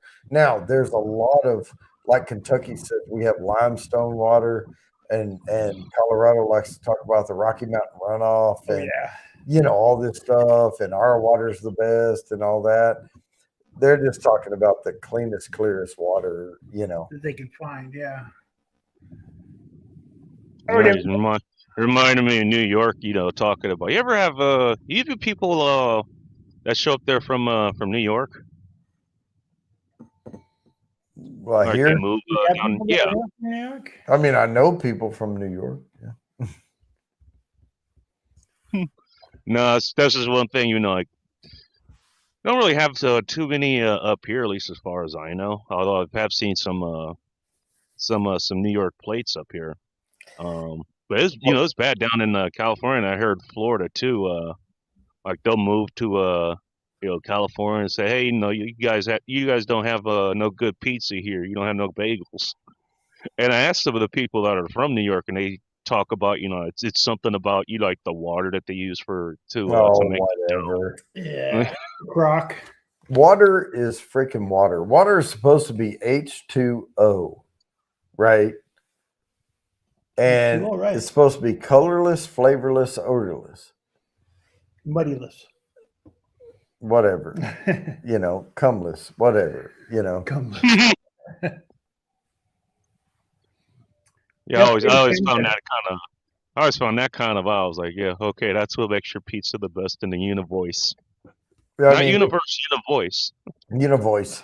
Yeah, if that is it, if that's the only ingredient that makes your pizza better, I feel sorry for you. Yeah, I agree. And we had good pizza in California. Has nothing to do with the freaking tomato sauce. Has nothing to do with it. It's the water. It's the water. Yeah, that's it. Everything's better with the water. Yeah, I don't know. Everybody have a good Saturday evening and a great Easter. Everybody that's still watching, and Crazy Ann, I'm going to subscribe to your channel with my new channel so you can see it once I get the videos ready. And he's in love with Crazy Ann. I'll tell you that. Well, no, don't say that. As a sister. Because I think my wife is watching. As a sister. Oh yeah, right.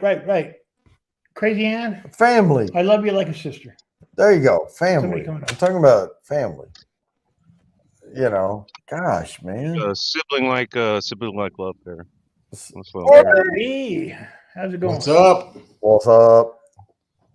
Happy Saturday. Happy Easter. Hey, it just got real. All that kind of stuff. We got that little smoke wagon going here. All right. Is that the uncut, unfiltered? Oh yeah. Oh yeah. That's some good ships. Yeah, he knows how it's going. Yep, definitely. That thing, man, the finish on this is so nice. Just when you thought you were done with it, it comes right back and grabs you a little bit. That is my go-to cigar bourbon right there. That's the same shit as this. It comes back and grabs you. And you think that comes back and punches you in the nuts is what that does. Smoke wagon comes back and gently caresses the side of your tongue. It's a thick coat. I mean, it's interesting how you can do so many different things and get so many different flavors out of what starts out as the same MGP juice. Yeah, I know. And they have it down to a science there at Nevada Brewing or Distilling. So I was going to ask you, so I'm going to be out there next month. Yep. Do they do tours and stuff? Yeah, I'm sure they. Well, no. I just saw a thing that said we're not doing tours now, but we're about to because we have the new facility opening and yada yada. Because they don't have their tasting room license yet. So they're waiting on that. But it's coming open soon. that they're going to have their license to do the tasting room. And then once they do that, they'll do distillery tours. I mean, they're building the new thing now, so they're going to get it, but it's not there yet. But man, yeah, that is. I'd like to go see where they, you know, get some of the merch and check out the tasting room, stuff like that. Well, and I've bought some merch. I mean, they have a site. I bought this little pour spout, and so this is one of those pour spouts you put in the top of a bottle. Oh yeah, yeah, and it's a little pistol. Oh, that's cool. Yeah, that is. I bought that because I like smoke wagon. Skin that smoke wagon. Well, so that's what we're gonna have to do when we have the Tombstone show. That's we're all right. gonna have to skin our smoke wagon. Tombstone. I'm going to do a Tombstone, like dedicated to Tombstone after party. I'm going to do that on a Thursday. And when I do that on a Thursday, my whole show is going to, like all the put me in for Tim's, it's going to be Tombstone quotes. Well, cool. And then after that, we'll do the Tombstone after party. It's going to be next Thursday because my Big Daddy H will be here. My son will be here. All that. We're going to do the Tombstone show next Thursday.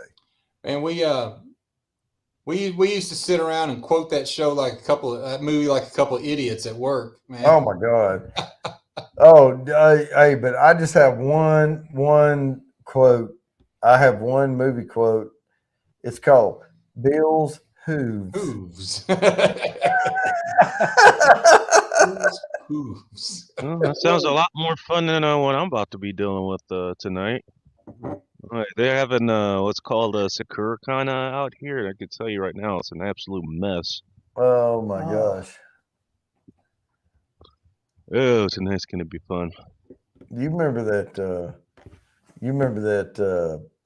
What was that guy's freaking name? The Tombstone? No, the Bill's Hooves. Randy.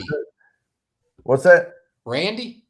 Well, yeah, it was Randy at work, but I'm talking about the guy that did the movie, the idiot guy, the comedian. Green. Yeah, Tom Green. Oh yeah. Had that movie, and he's like, he had all the strings tied to his fingers, and Daddy, would you like some sausage? He's like, Daddy, would you like some sausage? And he was like painting, like doing this cartoon of llamas and shit. And he's like, listen to my hooves. Yeah. Right. And it was like a stupid, like I'm talking about just a fucking stupid movie. And we loved it, right? Because we were high. But that's the only way you could love it. On life. But yeah, we got drunk a lot, but we didn't get high. But anyway, but he was like, listen to my hooves. And we wrote, and our CISO's name was Bill. And we up on the whiteboard, Richard and I wrote Bill's Hooves. Just listen to my hooves, type thing. And we were at Bill's office. And we were over in another building, in an admin building at our CISO's office. And we're like, Randy, we need you to read this stuff off the board because and he's like, oh, this and this and this and Bill's hooves. And we died laughing. I mean, we're just like, we are cracking. We're like cry laughing, right? And Bill's like, he talked like this all the time. It was like real gruff and rough. And he's like, you do it to yourselves. I mean, that was it. That was what he said. So funny. I remember when Bill was sitting there with us one time. He was having so much trouble with his ex-wife. He goes, he looked us dead in the eye. He goes, if they could guarantee me I'd only do 1 year, I'd kill the bitch. He sure did. Yeah. He sure did. He goes, anything more than a year, I won't do it. Bacon, Crazy Man, have a wonderful Easter, okay, guys? All right. And I'll see you. I'm going to slide over to the middle. All right. I'm going to push this stool over there. Yeah, it's warm. Oh. Was where your ass was. And I'm gonna slide over right here. But See you, everybody. all right. All right. See ya. Have a good night, Joe. I actually got to run. I got to run too. I got to get to work and get my blood pressure up about another 50 points. Yeah, that's the way it goes. Prepping for a fun night. Oh yeah, the funnest. Let me tell you. Ooh All right. boy. Oh, All here's right. the hairband, man. All right. Your Thanks for having me up. hairband. I'll see you guys. I'll see you guys next time. Thousands of them. Have a good one, Bacon. All right. You too. But no, man, we were doing the Bill's Who's things, but Bill, man, he was always wanting me to go. Wait, let me go plug this mic in case mine runs down. I still have well over half, but I'm going to shut this one off and I'm going to go plug it in on the charger. And that way, if I go longer, I can switch transmitters to keep my stream going.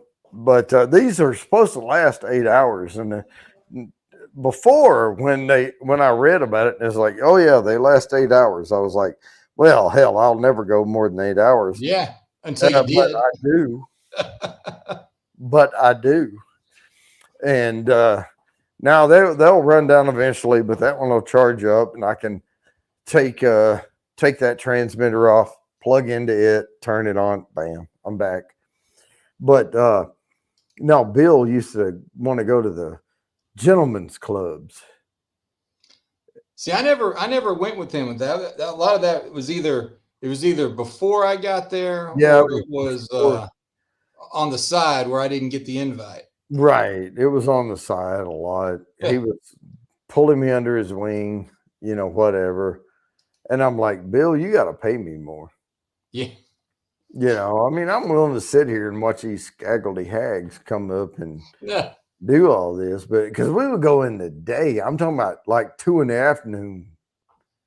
Shit.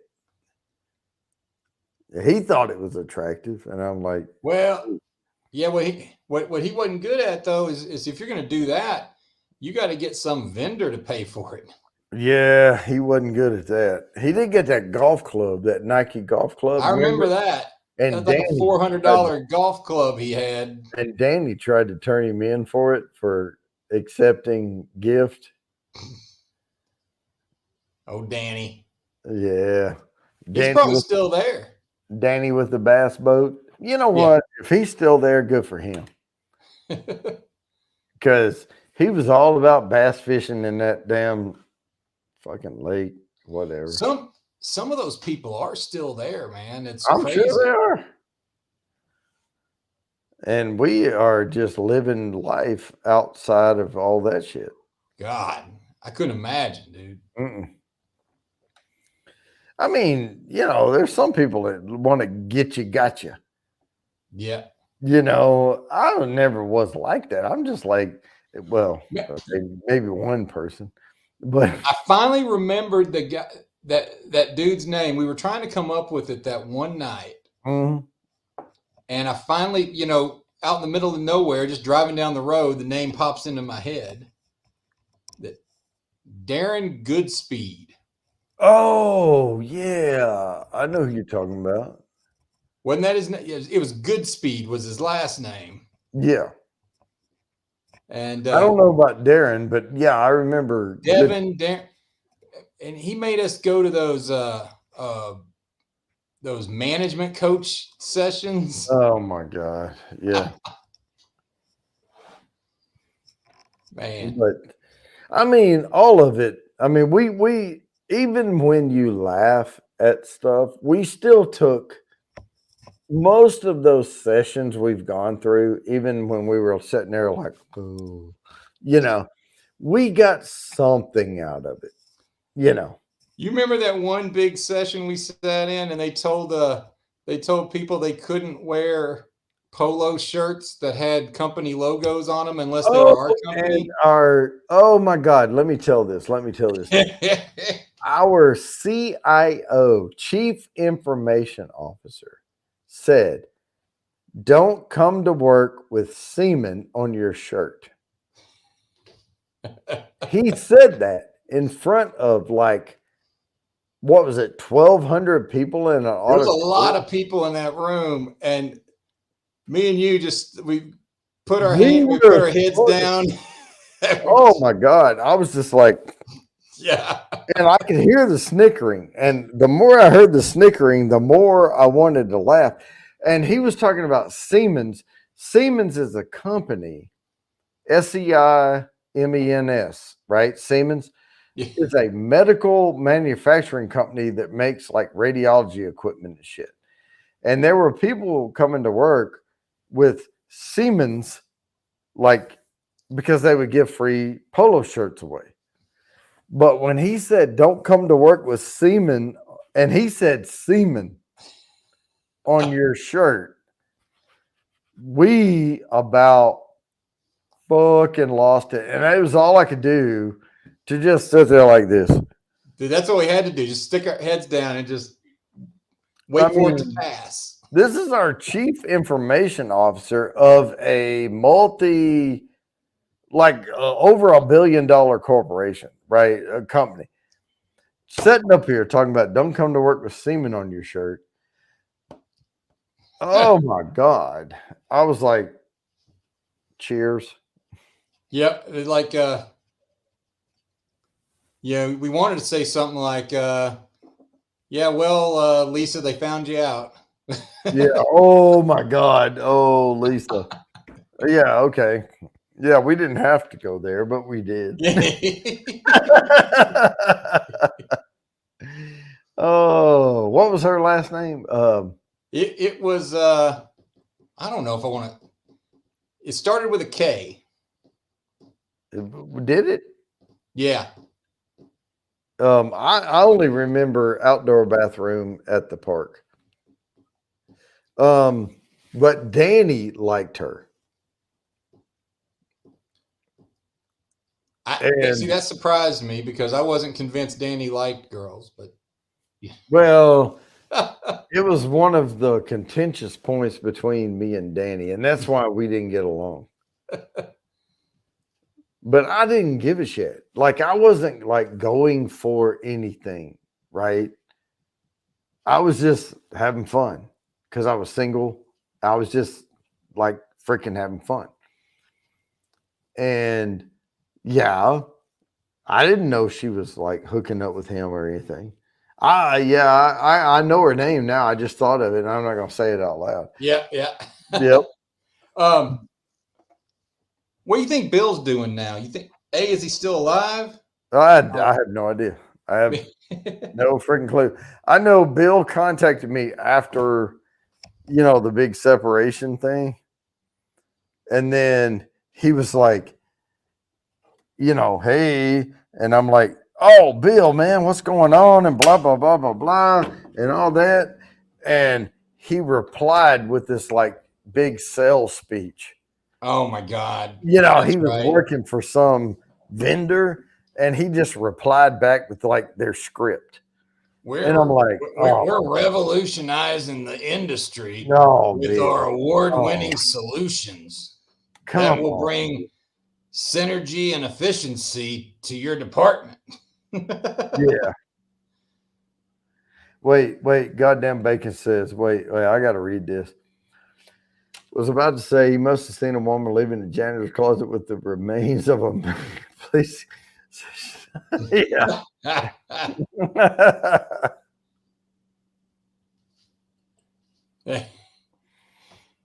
mean, it was like,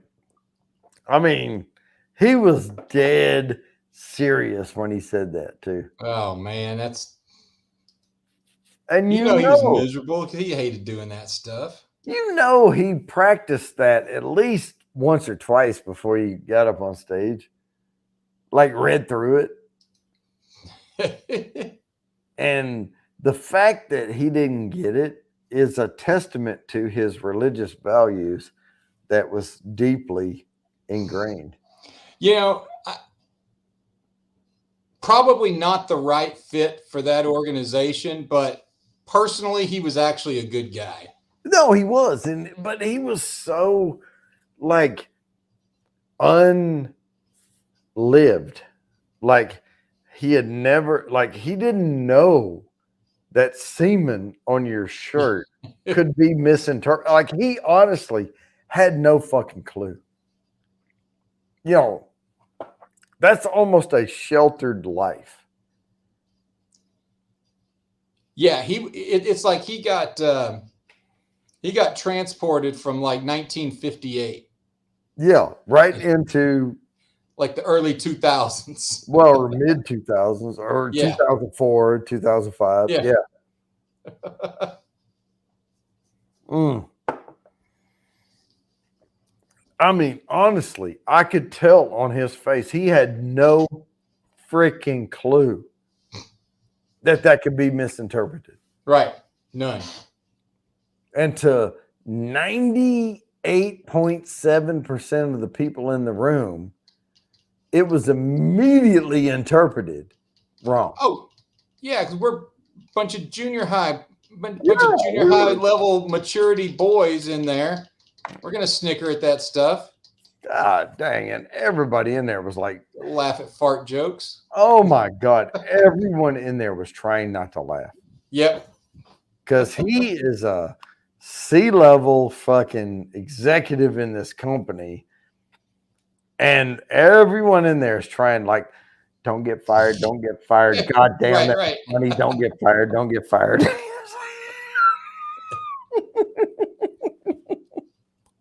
I'm glad we weren't at the front of the room. Do you remember his password? Oh man, I don't, but it was ridiculously easy. It was Bluebird 1. Our chief information officer, right, was Bluebird 01. And the only reason we caught that is because we were running password hacks against our own network to see how strong. So man, that was for that year. Yeah, that was some powerful software we had. Mm-hmm. Actually, I ran Loftcrack against I used the shit we had to pull down the PW, the password files, and I ran them through Loftcrack. And the first password it hacked was our CIO. And it was Bluebird 01. You remember when we I'm not trying to sound like Brian. You ever heard of you remember when we our software caught that one and it did its job, but someone had accidentally attached that spreadsheet from No. Okay, so what happened there was before and he's been on my stream before. That was Walter Thomas. And he was on one of my Thursday live streams before. Walter Thomas had reused an old PowerPoint from someone that was in the position before him.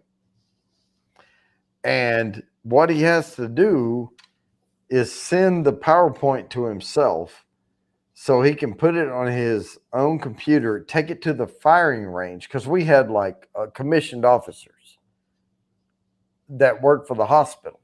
And commissioned means they can carry a firearm.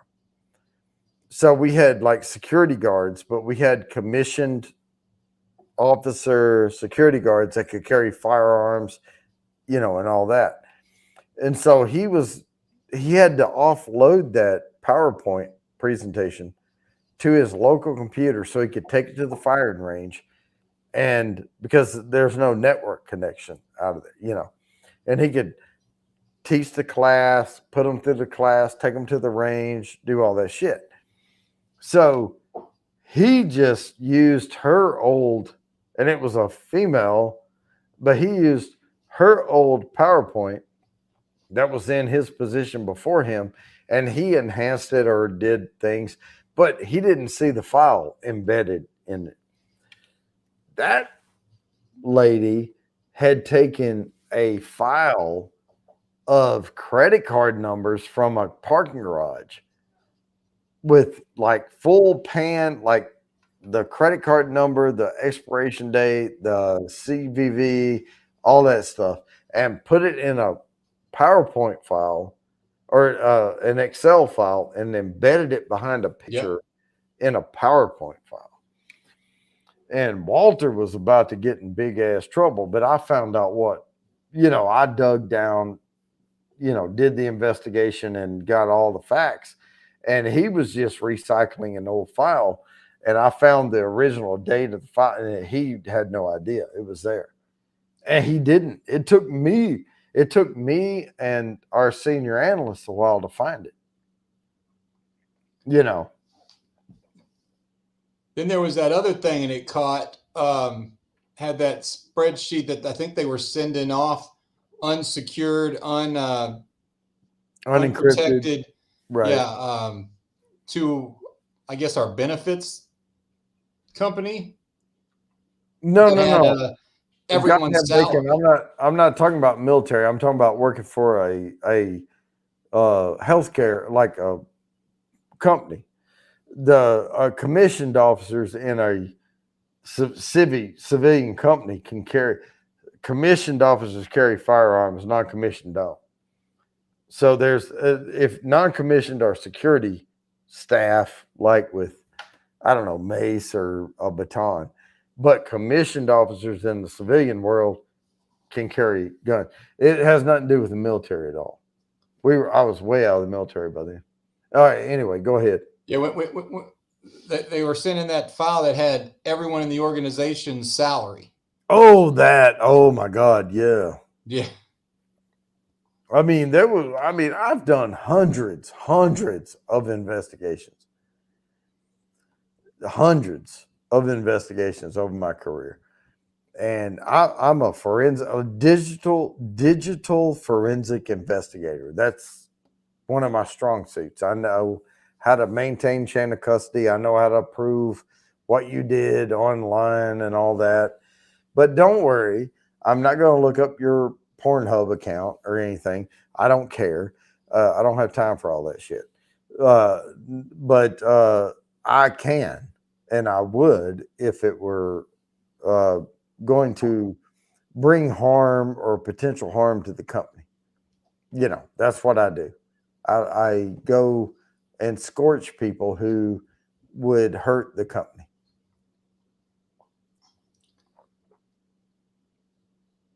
And we did have the FBI show up.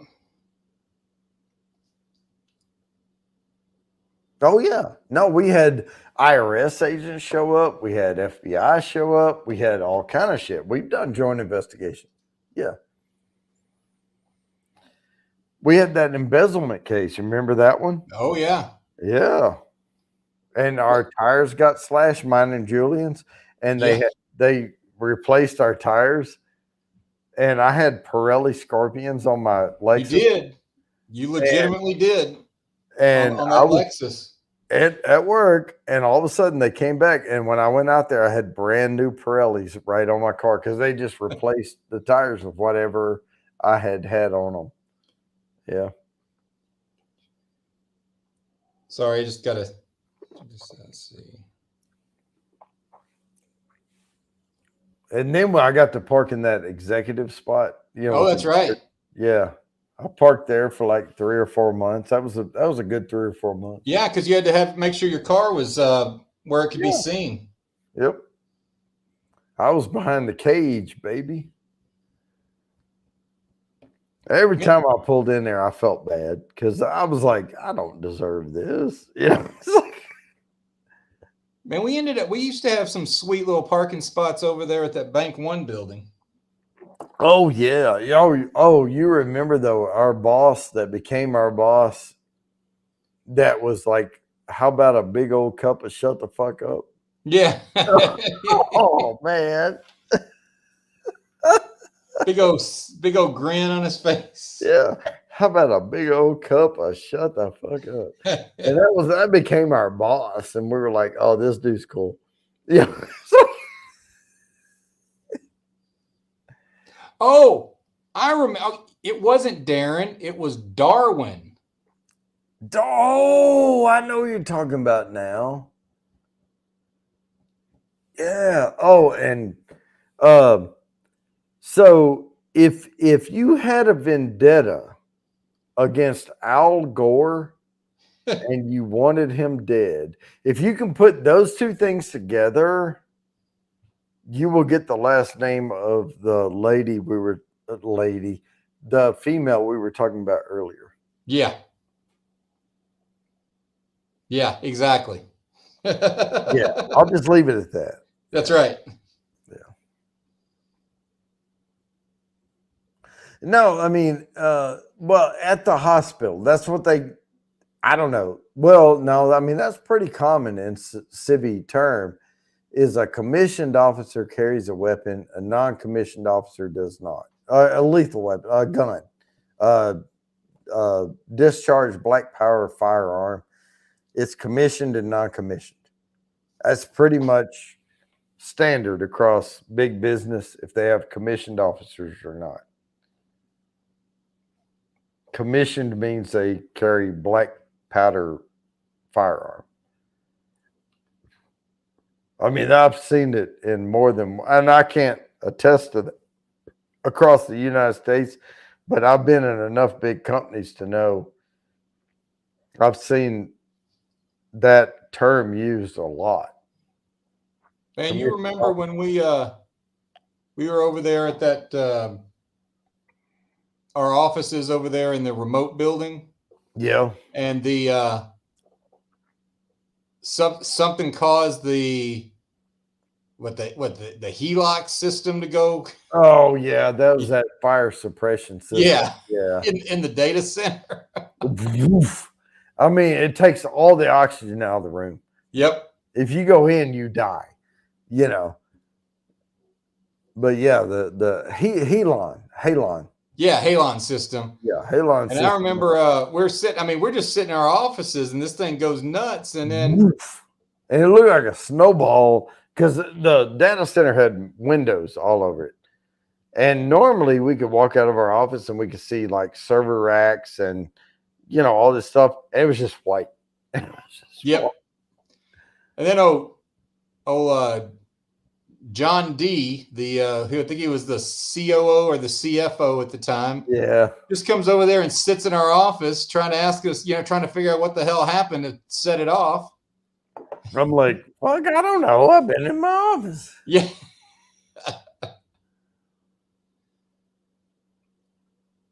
Man, yeah, it was almost like, did you guys set this up? I know. That's literally, that's what I felt like. He was trying to figure out if we did something. I was the only one that had access to the room because I was the information security officer. So I could get into the room.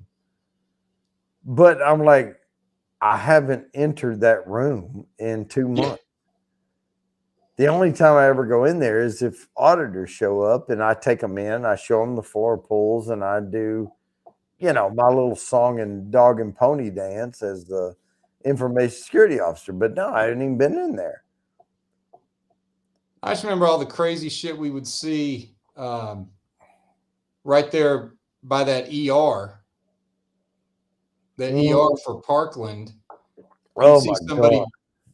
Running out of their psych ward or something like that, running down the railroad tracks. Oh, do you remember? Okay, I got to bring this up. There's only 4 on the eyeball, so we're not going to give away too much here. Do you remember the guy when it had been raining and he was bent over and he was off the curb and he was reaching down? You know what? I don't have a ton of regrets in my life, but that is one. That's one. I did not. That was the greatest missed opportunity that I can put my finger on instantly. God, I could have. Oh, so I don't know who else is on, but you know how after it rains, over on the side of the road, there's big puddles. We're driving down the street and there's a guy literally bent over one of these huge puddles. And if we would have just, I can't remember if I was driving or you were driving. No, I was driving. I could have veered over, and I mean, it wouldn't have even had to be 3 feet. No, I could have. What's that damn thing? Visage or whatever, where they. Oh yeah. I could have visaged the fuck out of this guy. Yeah.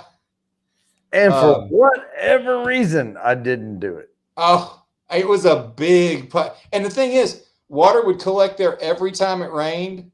So there was always a reminder every time it rained. Yep, that was the spot. That was where we could have done it. That was. Oh, that was it. I could have flooded. He would have been drenched from head to toe. Oh, and his brain would have been drenched. I mean, it would have shut up his nostrils. I mean, it would have flooded every orifice. I can picture exactly where on the street that was. I mean, my brain was like, look at this dude. Yeah. And by then we're by, and I'm like, I could have had him. I was. Yep, heading down Medical Center Drive, right towards that where the TWU nursing school was. And I'm saying that sounds cruel, but this dude would have also had something to tell his kids about, his grandkids about. Like one time I bent over this puddle and this motherfucker in a Lexus just like what? You know. What could he have been doing? I don't know. What was he reaching for? What did he? Did he drop something into the puddle? Was somebody? He was bent over. I mean, he was down, reaching down in the water. He wasn't. He was bent, but he was kneeled down. Yeah, he was kneeled down, bending over, head this far from the water. Oh my gosh. I could have knocked that guy back 3 or 4 feet. Oh, easy. With the gush that would have hit him.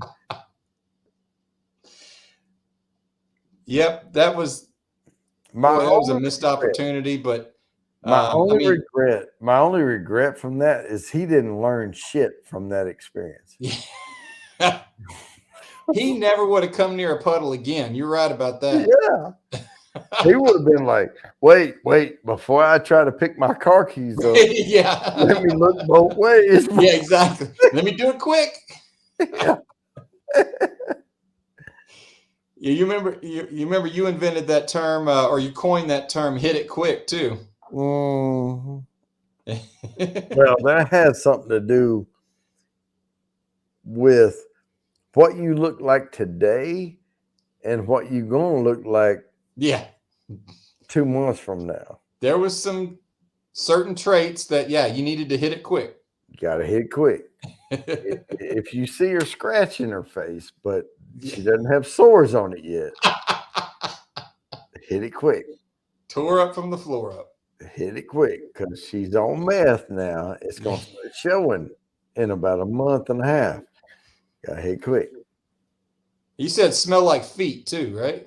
Oh my God. Well, a lot of people that do drugs, meth, smell like pits and feet. The oils come out in their body, that shit builds up, starts excreting, and it smells bad. Yeah. But tore up from the floor up, that's a whole different conversation right there. And that came from trailer houses. Yep. Because ventilation system or the air and heat is in the floor. And we talk about because it takes so long for that fresh air to get up that they're deprived of oxygen. It was causation. Well, it was correlation versus and I was just wondering, is there a correlation or a causation?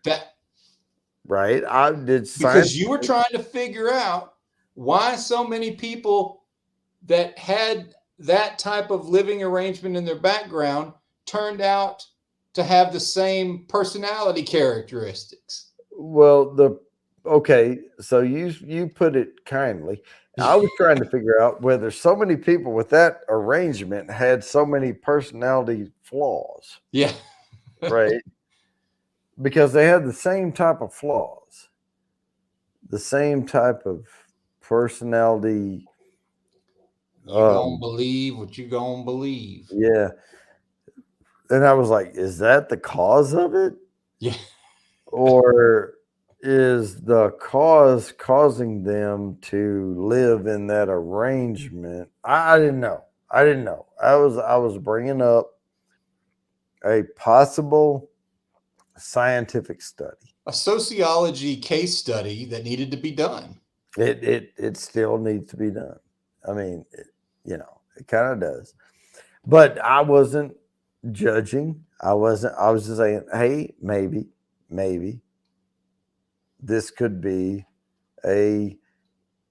is it a correlation or a causation? Because a correlation, okay. So correlation versus causation, right?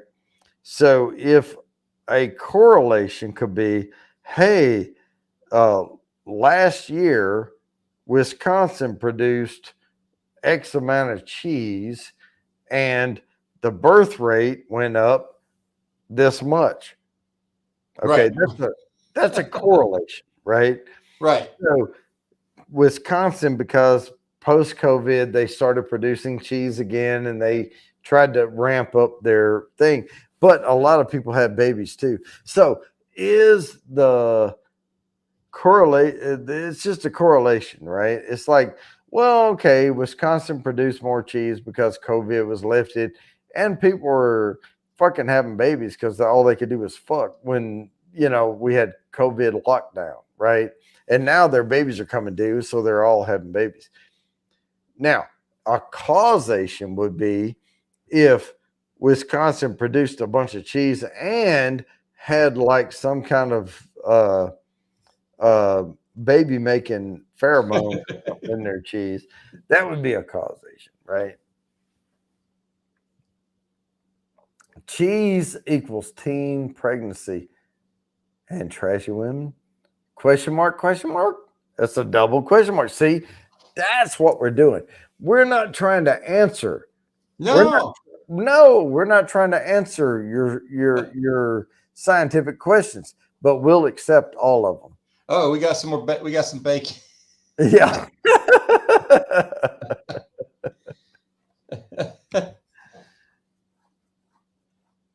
Something bad. Okay. By the way, that's a funny name. What tweakers are. Used to live near transit center, which is the worst place to be for them. Even had a few. Yep. I mean, I'm saying if well, what's one of them damn perfume fucking companies? What like Chanel or something? Yeah, Chanel No. 5, right? Oh, Chanel No. 5 produced 90% more perfume than they did last year. And there's more people scratching their skin off because they're smoking meth. Okay, that has nothing to do with one another, but you could look at it as, oh, look, Chanel production went up and people scratching their face off, right? I mean, hot Russian X love cheese, brie in particular. You know what? I have nothing against brie. Brie is good. Brie is a soft cheese. You put it in the oven on a plate. You let it soften. You put it on crackers. It's fucking good, man, especially a really good brie. But I don't equate that with a Russian mate. It's actually French, but hey, X body meth. Oh my God. I'm going to have to do a video now called X body meth. Oh my God. That'd be a great username. X body meth. Although Smash the Gash is kind of funny too. Yeah, well, yeah. But if Axe Body Meth joined my channel and was like commenting, I would have to like highlight their comments. I mean, I would just be like, what? That's body man. Axe Body Meth.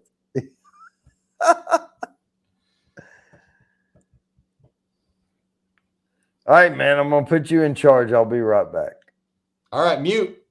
I'm gonna mute as soon as I find it. There it is.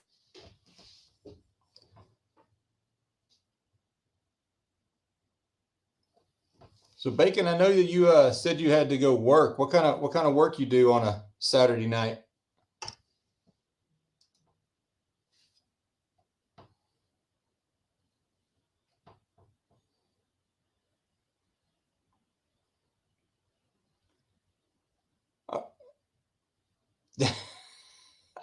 Crazy Ann. Oh man. It's what he's known for now, right? Oh, you oh, okay.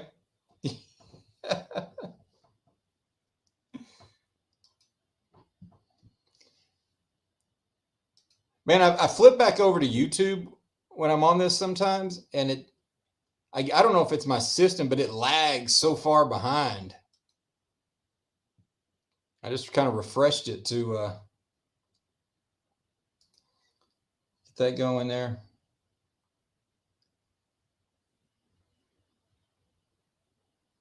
Yeah, I knew you were West Coast. I didn't know exactly where.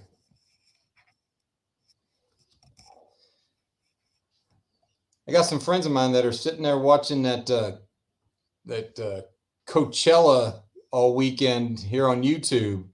I was like, man, you get to see, they're live streaming the whole thing on YouTube. I was like, you get to see all the acts without any of the pain in the butt of being out there and sweating and being with a bunch of people with porta potties for a weekend and stuff like that.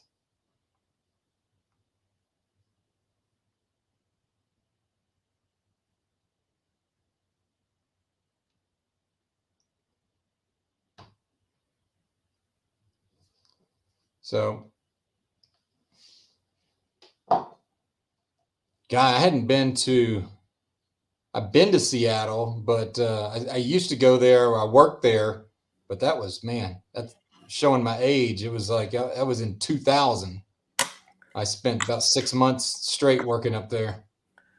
Crazy Ann said refresh the page. What the hell? Yeah, well, I was saying that I flipped over to my YouTube. I just wanted to see how many people were in here and stuff. Oh, and it was so far behind. It was so far lagging, Oh, yeah. Yeah. Well, we're ahead. I mean, they're a few seconds behind us. So, all right. I'm gonna run to the restroom and do a refill. I'll be right back. Hey, I'll keep this show going. Nicole showed up, so we got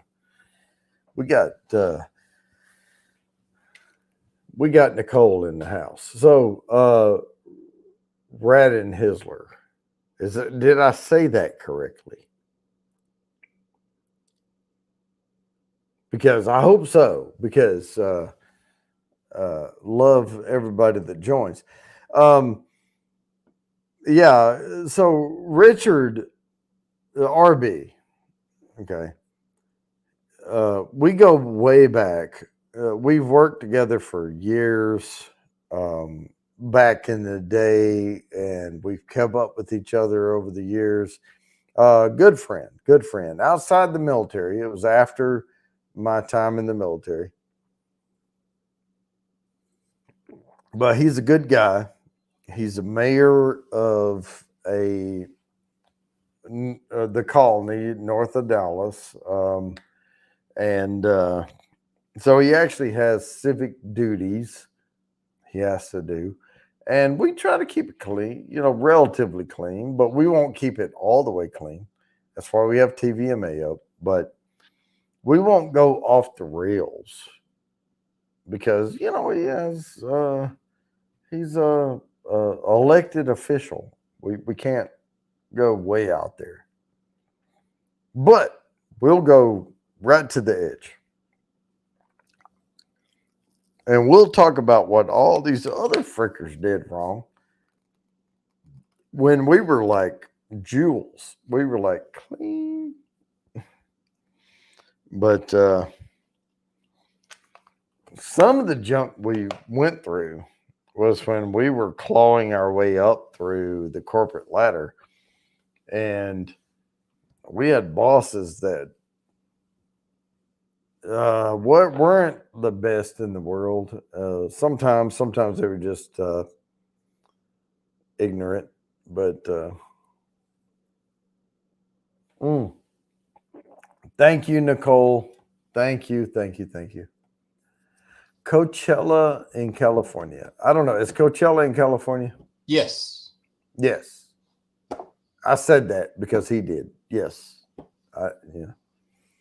I want to go. I really want to do Coachella sometime, because isn't Coachella where they attach all their like grievances to this like wooden frame thing and then they set it on fire? I just know it's a 3 or 4 day music festival out there, out in the middle of nowhere. But don't they burn something like? I know Burning Man. That's Burning Man. Yeah, it's different than that though. But don't they burn the thing at Coachella at the end? Man, I'm not educated. I'm not educated enough on that to know. Because they build like these like arches things and all that. I thought that was Coachella. I know Burning Man, they do the big Wicker Man thing and set it on fire, but and they have, I mean, everybody's been trying to recreate Woodstock since Woodstock, Yeah, Burning Man, I saw a thing though. It wasn't Burning Man where they go and you write your crap on stuff or you buy like a space. I thought that was Coachella, and then they burn it at the end. I don't know. It may not have been Coachella, but there's a different one from Burning Man, and it looks nothing like a dude. It's just like arch wood, because Burning Man's like this big wicker dude, right? And they set him on fire. So I go to this conference every year out in Las Vegas. I'm going in, I think I leave like May 19th this year. Oh, shit, dude. That's 1 week later is when we're supposed to be in Kentucky. Oh, Kentucky? Yeah, I got to check on that because that's right when school's getting out and all that stuff too. But I'll look at the, whatever the exact dates are. So right before that, and it crosses over one day. So the day I get there and the day I start is like the last day of this, like electric music festival or something like that. Mm-hmm.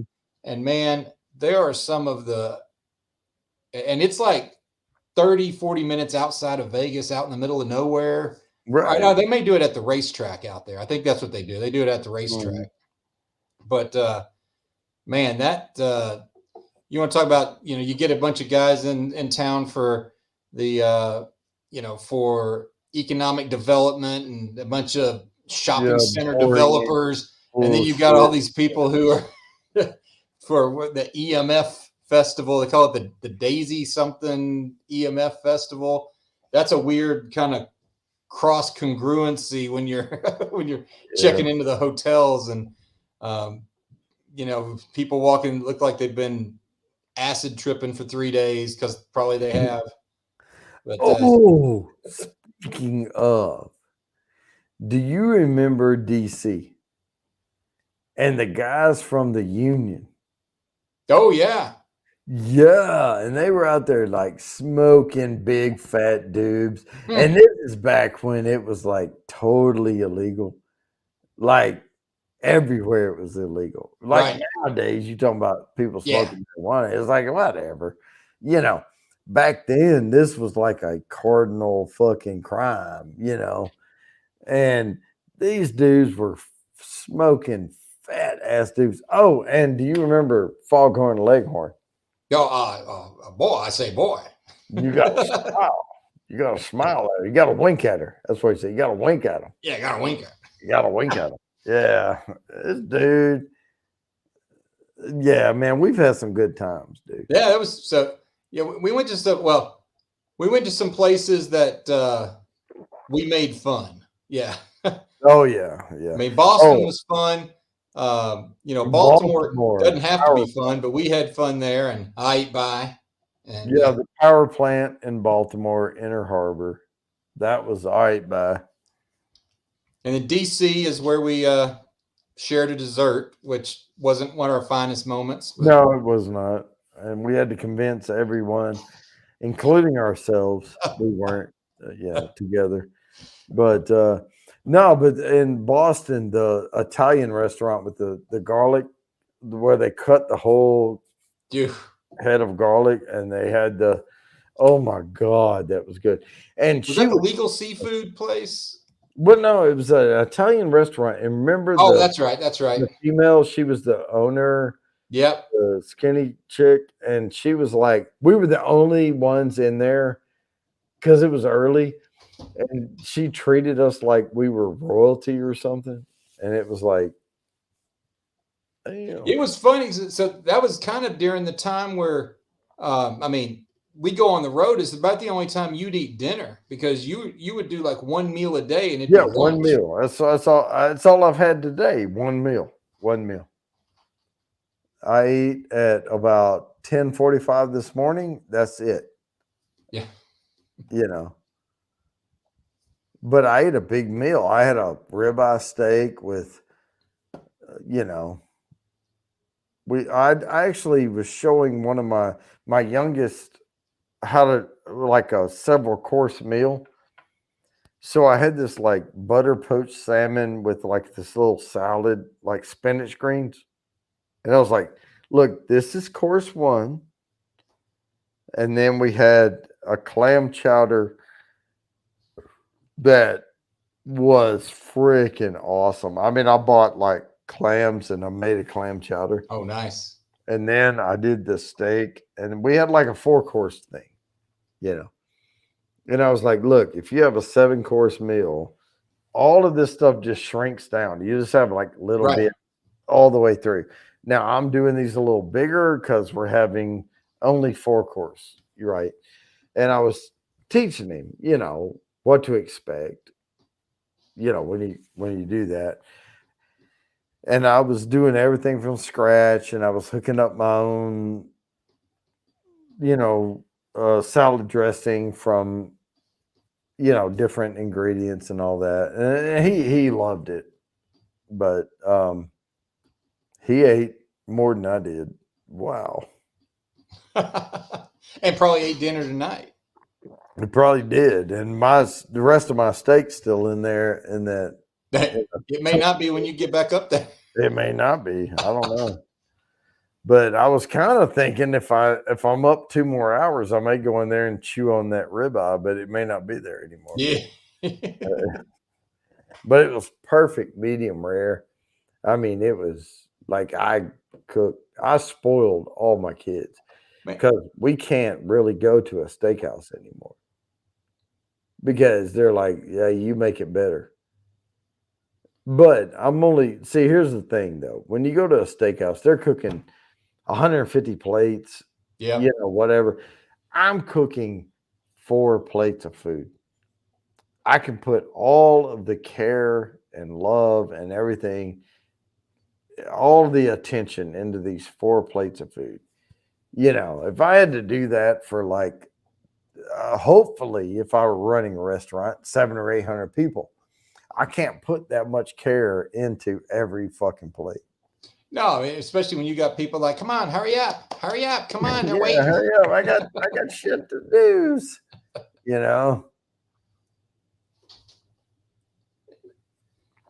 I mean, I would be doing basic quality control, Hey, this is cold, this isn't right, whatever.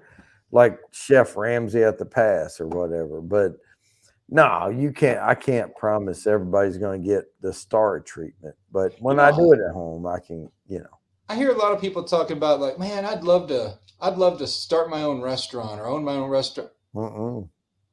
Man, do you understand how hard that is? That is. And Oh, when you going on vacation, yeah, you know? you don't. You don't. Right. And when it's at night, you are on for like 10 hours. I mean, you're constant on 10 hours. Yep. I mean, you talking about working 40 hours a week? What are you talking about? In ready. 2022, where it's so hard to find people, and when you do, they don't want to work. I mean, I can't Right. imagine how tough it is now. Yeah, and I've ran into that a few times of the younger generation expecting. And I'm like, well, here's how the salary breaks down. If you have this much experience, all that, and they're like, yeah, I want to make that. And I'm like, well, you're not, because Yeah. I can't put you there because. And they're like, oh, you don't think I'm good? I'm like, well, no. Let's just call it the rookie salary cap. You're right. You don't know how to do this, what I would expect from someone. And I mean, everybody gets a trophy. And That's what they were brought up with, right? Yep. They end up going somewhere else. You can do anything you want to do. And they added the part and not have to work for it. Right. My thing is, though, I had because I hire people here and there who are lawyers. I mean, they went through law school, they passed the bar, and sometimes in multiple states. And I hire them. And yes, I'm paying them well over $100,000 a year, in certain positions for compliance or whatever. But these juniors come in and they're wanting to make what these guys are making. And I'm like, yeah, but when I hired this person, they had worked for this state's Department of Health and Human Services, for 8 years. So I'm paying them because of the knowledge they bring in from that position. They were working for a state, but they dealt with the federal department, and they bring things to the table, right?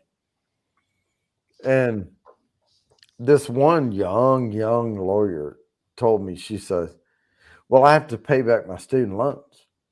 And I'm like, good for you. Yeah. I mean, so did I. So did my wife. So did all these other people. But I can't pay you unless you're bringing the benefit to the company. They don't understand that. What I see people around here dealing with, and it's probably like that, pretty much everywhere, is it's so expensive just to live in an apartment these days. I mean, like these apartments cost more than my mortgage. Yeah, they do. And so these kids want to go out and live on their own and make that salary and pay back their loans. I mean, they legit may not have, it may not be enough for them to do that. And they'd have to go, stay with their parents a year or two more. I can't help that, though. Oh, I know. I can't pay you what your sob story is. Right. I pay you based on the benefit, because honestly, if there's three in the eyeball, okay, 3 people watching this, I'm going to be totally honest with you. I do not work as a profit and loss owner. Okay. I am the dude that is a necessary evil. Yeah. That's what they call us. We're compliance people. Overhead. We are hired by the profit and loss, the P&L owners, to come in and keep them safe, right? Keep them out of trouble. Think of what we do as like a law firm on hire, like on retainer. We keep you from screwing up. Now, what's different between us and a law firm on retainer is we're there to curtail things before they happen. The law firm on retainer is who you drag in after it happens, right? So we're saying, hey, here's the law. Here's what you can and can't do. Here's what we need you guys to do. But our salary is paid from these profit and loss owners. Right. Keep them safe. Just right? because you have to pay more doesn't mean there's more money in the company all of a sudden to pay that stuff, you know? No. And I can't justify bringing in some junior fucking lawyer who just passed a bar in one fucking state and pay you over $100,000 a year. It's not going to happen. It's just not going to fucking happen. I'm going to pay you $85, $90 a year.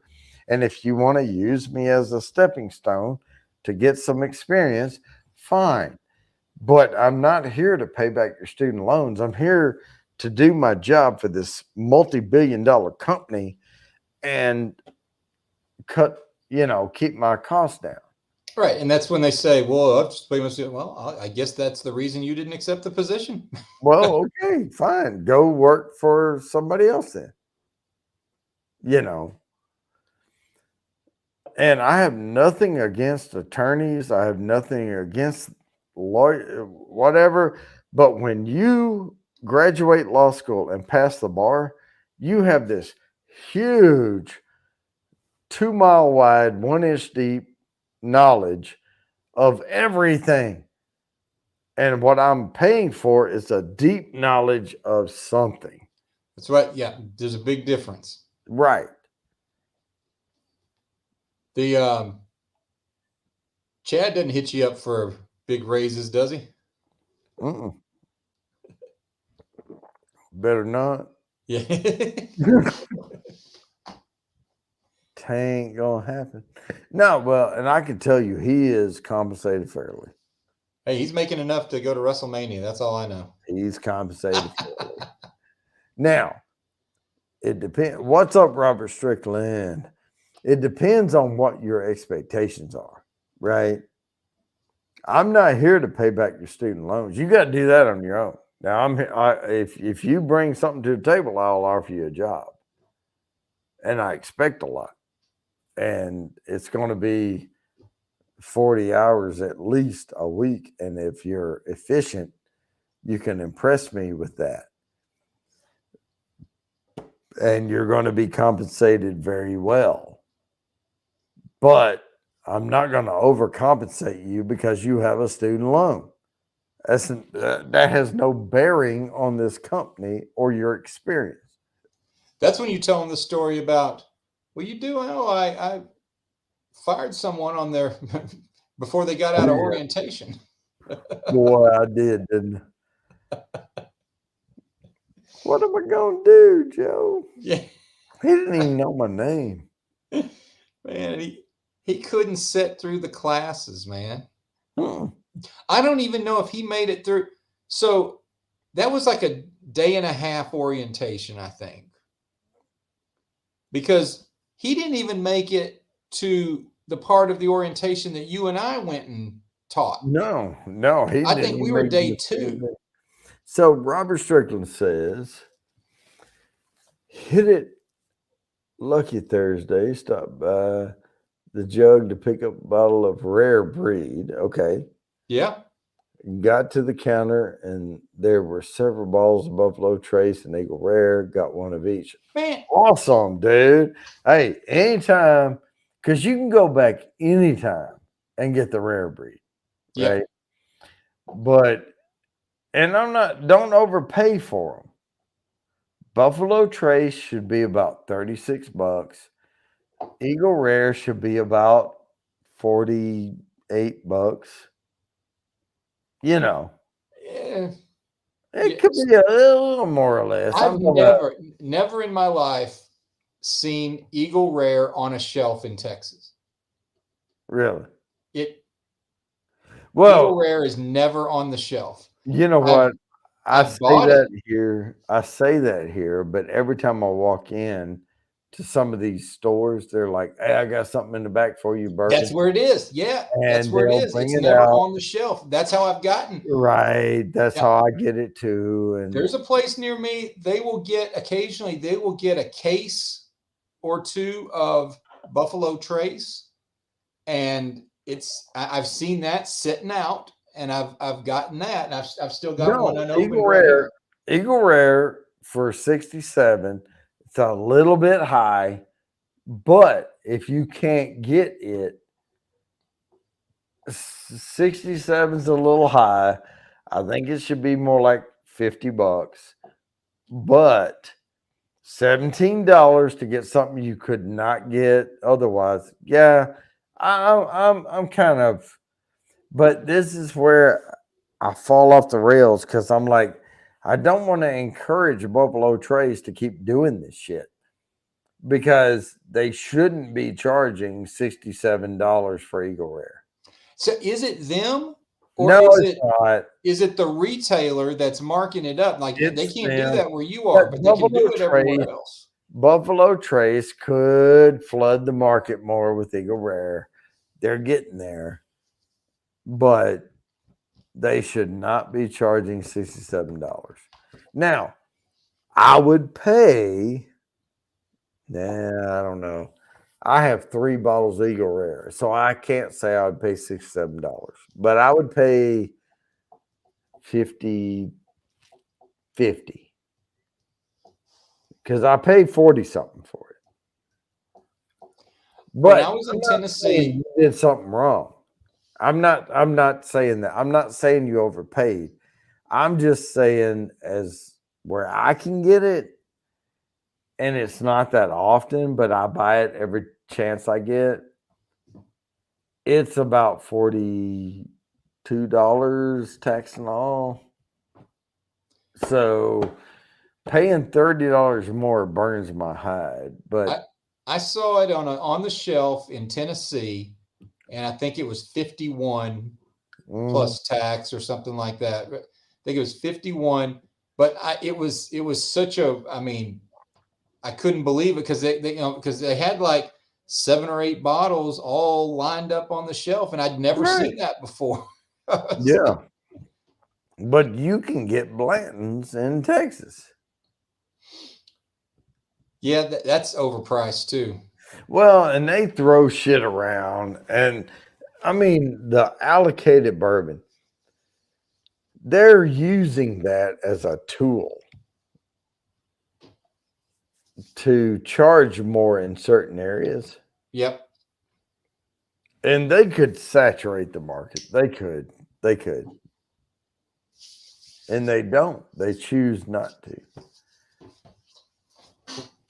And they'll stack that shit in Alabama and then charge an allocated price in New Hampshire. You know. The house always wins. But, they're going to do just fine. Yeah. But I hate the fact that if you have money to travel, if you can stay in hotels and drive all over the place, you could get all the bourbon you ever wanted for market, you know. You just have to be able to travel and go to these different places and know where to go and get it. Man. So yeah, I picked up that. So I was down to 2 choices. They both cost the same amount, and I was like, man, do I get the do I, because I've had it before. That was what I finally decided to do. I went with the one I hadn't had before. I'd had 1910 before, and I've still got half a bottle of 1920. So I said, do I make my own 1915, or do I get the Heaven's Door? Well, you had just done the review on the Heaven's Door. Heaven's Door, yeah. And I was like, and they were literally within $1 of each other on price. Yeah. And I was like, you know what? I'll get the Heaven's Door because I hadn't tried that before, and You know Jody what? really liked it. You will have an opportunity for 1915. You know, Yeah. you're going to have it. But Because they do flood it. There's no shortage of Old Forester here. No. And I will say this. 3 bottles of bourbon for $117. Forget what you paid for the Eagle Rare. Forget that. Just be happy you have one. And you got 3 bottles of bourbon for $117. Yeah. Because that's a good deal. Unless you bought, Jim Beam 80 proof and I don't know, a McAfee benchmark and then Eagle Rare and spent $100. But you got 3 bottles of bourbon for $117. That's pretty freaking good. All I can say. So yeah, when I was going the other day, I was going to get that, and then I was like, you know what? I always try to get one when one bottle's empty. I try to get an equal value bottle. So one of my mixer bottles, one of my cocktail bottles was empty, and so I wanted to get something cheap that I'd mix in an old fashioned or something like that. And so out of the price point where that Heaven's Door is at, like I said, that was my choice. And like I can get that 1910 next week or something, Yeah. I'll tell you, one of my favorites at home. Now, I don't normally do this. I don't normally mix my bourbons. I like them neat. But the Four Roses small batch, the pyramid bottle, makes a really good old fashioned. 36% rye in the mash. It gives it some spice. Yep. But at the same time, I only really like old fashions in the fall because, it's Christmas spices and, I pretty much like them anytime after noon. Noon's good. Noon's good. But no, I like that mint julep. So it's getting to be that time. O'Toof made me a mint julep, because he knows I'm into horse racing. Yeah. And he made me a mint julep for my birthday a few weeks ago. And, I told him, I said, you need to make sure you make a little picture of them or something like that because before he has to go to work and bartend for real, right? On that first Saturday in May for the Kentucky Derby. Hell yeah, man! You muddle it. I mean, I would go buy a whole little container of fresh mint, from the grocery store. Just throw it in the bottom of a pitcher and just muddle the frick out of it. Yeah. Turn it to mud with that simple syrup and then just like mix a whole freaking pitcher of that. That is freaking awesome, dude. That's going to be a fun day. Man, well, shoot, that's coming right up, man. Yeah, it's next week or whatever. Yeah. Dang. Well, not next week, but no, it's week. Yeah, it's like less than 2 weeks away, though. Yeah, 2 weeks. And we did our little mint julep old fashioned show here last week. I'm like I said, I'll judge a Mexican restaurant on cheese enchiladas. I'll judge a steakhouse on like a New York strip or something like that, or a T-bone, and I'll judge a bar, on an old fashioned, Yeah. Well, and I always say when I travel, a lot of times I hit these bars and like their top shelf is like Maker's Mark. Yeah. Yeah. Wow, we got Knob Creek, Yeah. And I'll be like, just give me a Maker's Old Fashioned. However you make it, whatever, surprise me. And I've had some decent ones, but really though, it's Maker's Mark, simple syrup, orange peel. There's not a lot you can do with that. Got to get that maraschino cherry in there. Well, yeah, they can do that on a toothpick or whatever. They this one place that's near my house. They put they get this. I don't know if they air fry, whatever they do. They get this bacon that's not burned but super firm and crispy, and they use that as the stir. Yeah. Yeah, I went to a place in Nashville that had a basil old fashioned. Basil Hayden? No, it was a basil leaf. I'm talking about like a basil, and they smoked it and they did this shit and they charged like $18 a drink. Ooh. And it was like in a little goblet thing with like a basil leaf on top that had been scorched and laid on top. It was freaking awesome. And it needed to be for that price. For that price. It was fucking awesome. And I can tell you that was in Nashville, Tennessee, and it was called a basil old fashioned, and it was fantastic. But I wasn't willing to buy a fourth one. I've thought about whether I don't know if it's a fad or if it's something that's going to, somebody's asked me, hey, you're going to buy one of those things where you can smoke put the smoke into it and something. That's cool at a restaurant. I'm not going to sit and do it at home. No. Well, here's what I'll tell you. If you want to build your own drink smoker at home, okay, go buy a bottle of Booker's. You're going to overpay. You're going to pay $90 for the bottle of Booker's, okay? But it comes in this wooden box with this plastic thing on the front, right? And you can pull the plastic off, pull the bottle out, and the plastic fits in the groove of the wood. Then go on Amazon and get like this little smoker thing and drill this little hole in the back of the Booker's box, right? Hook the hose in, all that.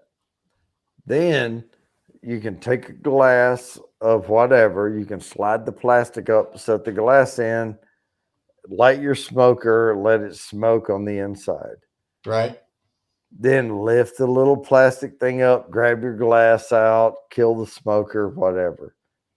And you have this smoked drink. It is a cool taste to it. I mean, I'm not gonna lie. This is what I'll say about it. It just seems like the bang for the buck or the effort for the taste. If somebody else is going to do all that, fine. I don't know if I'm going to do all that for myself. Here's the two negative drawbacks to doing your own smoker. One, you're gonna taint your glass. Okay. If you leave it in there, it gets this smoky, smoke clings to the glass type thing, right?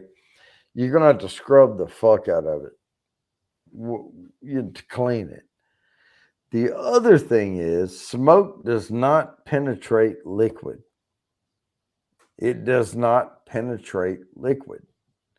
It will settle on top, but it will not penetrate. You don't get a smoke ring in H2O. Right. Okay. It just sets on top. And then you're only getting the aroma as you're drinking the liquid from underneath, right? So it's a lot of effort for very little payoff. And when they're doing it, it's a show, right? I mean, when you're doing it at the bar, it's all for show. But to me, that's an extra several minutes that I could already be halfway through that sucker, Yeah. And it's also an extra $8. Yeah. Just to have them smoke it. and you're not getting really anything out of it. You know, that's another thing you don't see just commonly on the shelf down here is Booker's. I mean, it's not quite as rare to find as some of this other stuff, Man, I but see that shit all the time here, but it's $90 fucking dollars. I mean, whatever, dude. I'm not paying that. I'm not paying $90 for a $65 bourbon. I'm just not gonna do it. you know, for an old fashioned, I'm not a big rye guy, Mm-hmm. but Bullet Rye. Oh a hell yeah, of an old Bullet fashioned. makes a good old fashioned. Good.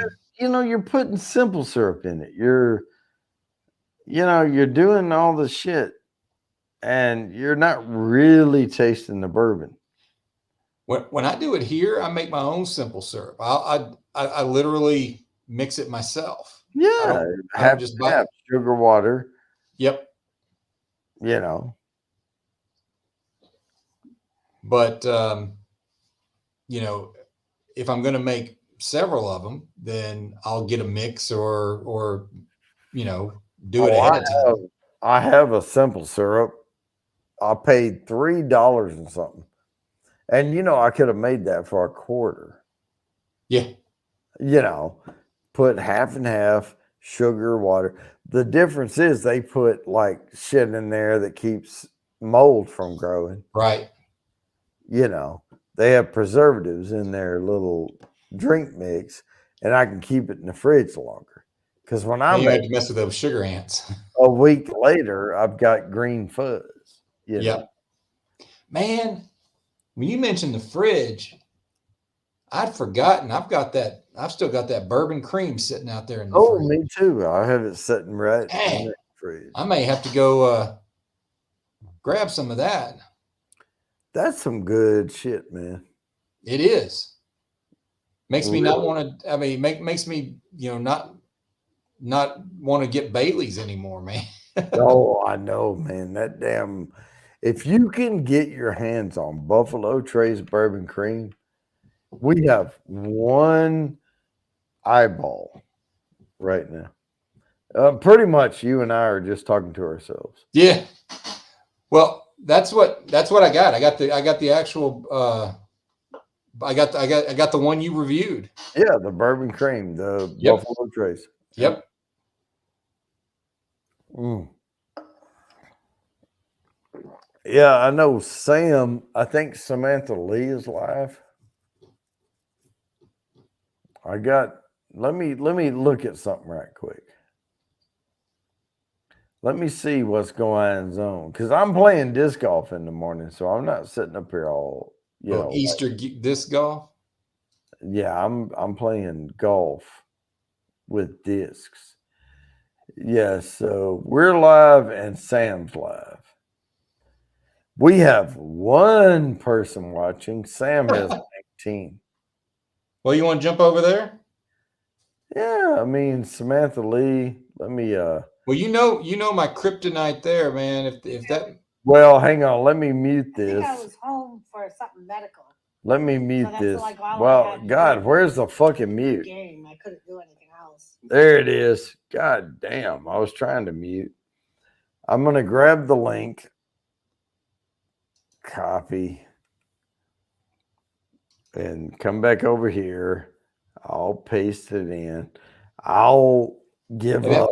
I'll give up the ghost, man. That Megan Fox ain't in there, is she? I don't know. I didn't even have time. I was trying to find the mute button. Because I can't handle that, man. I don't know. That's Sam's link. I'll jump over for a little bit, but all right, I'm gonna jump up and then I'll be over there, man. Okay. Hey, man, good talking to you. All right. Bye. All right, see you.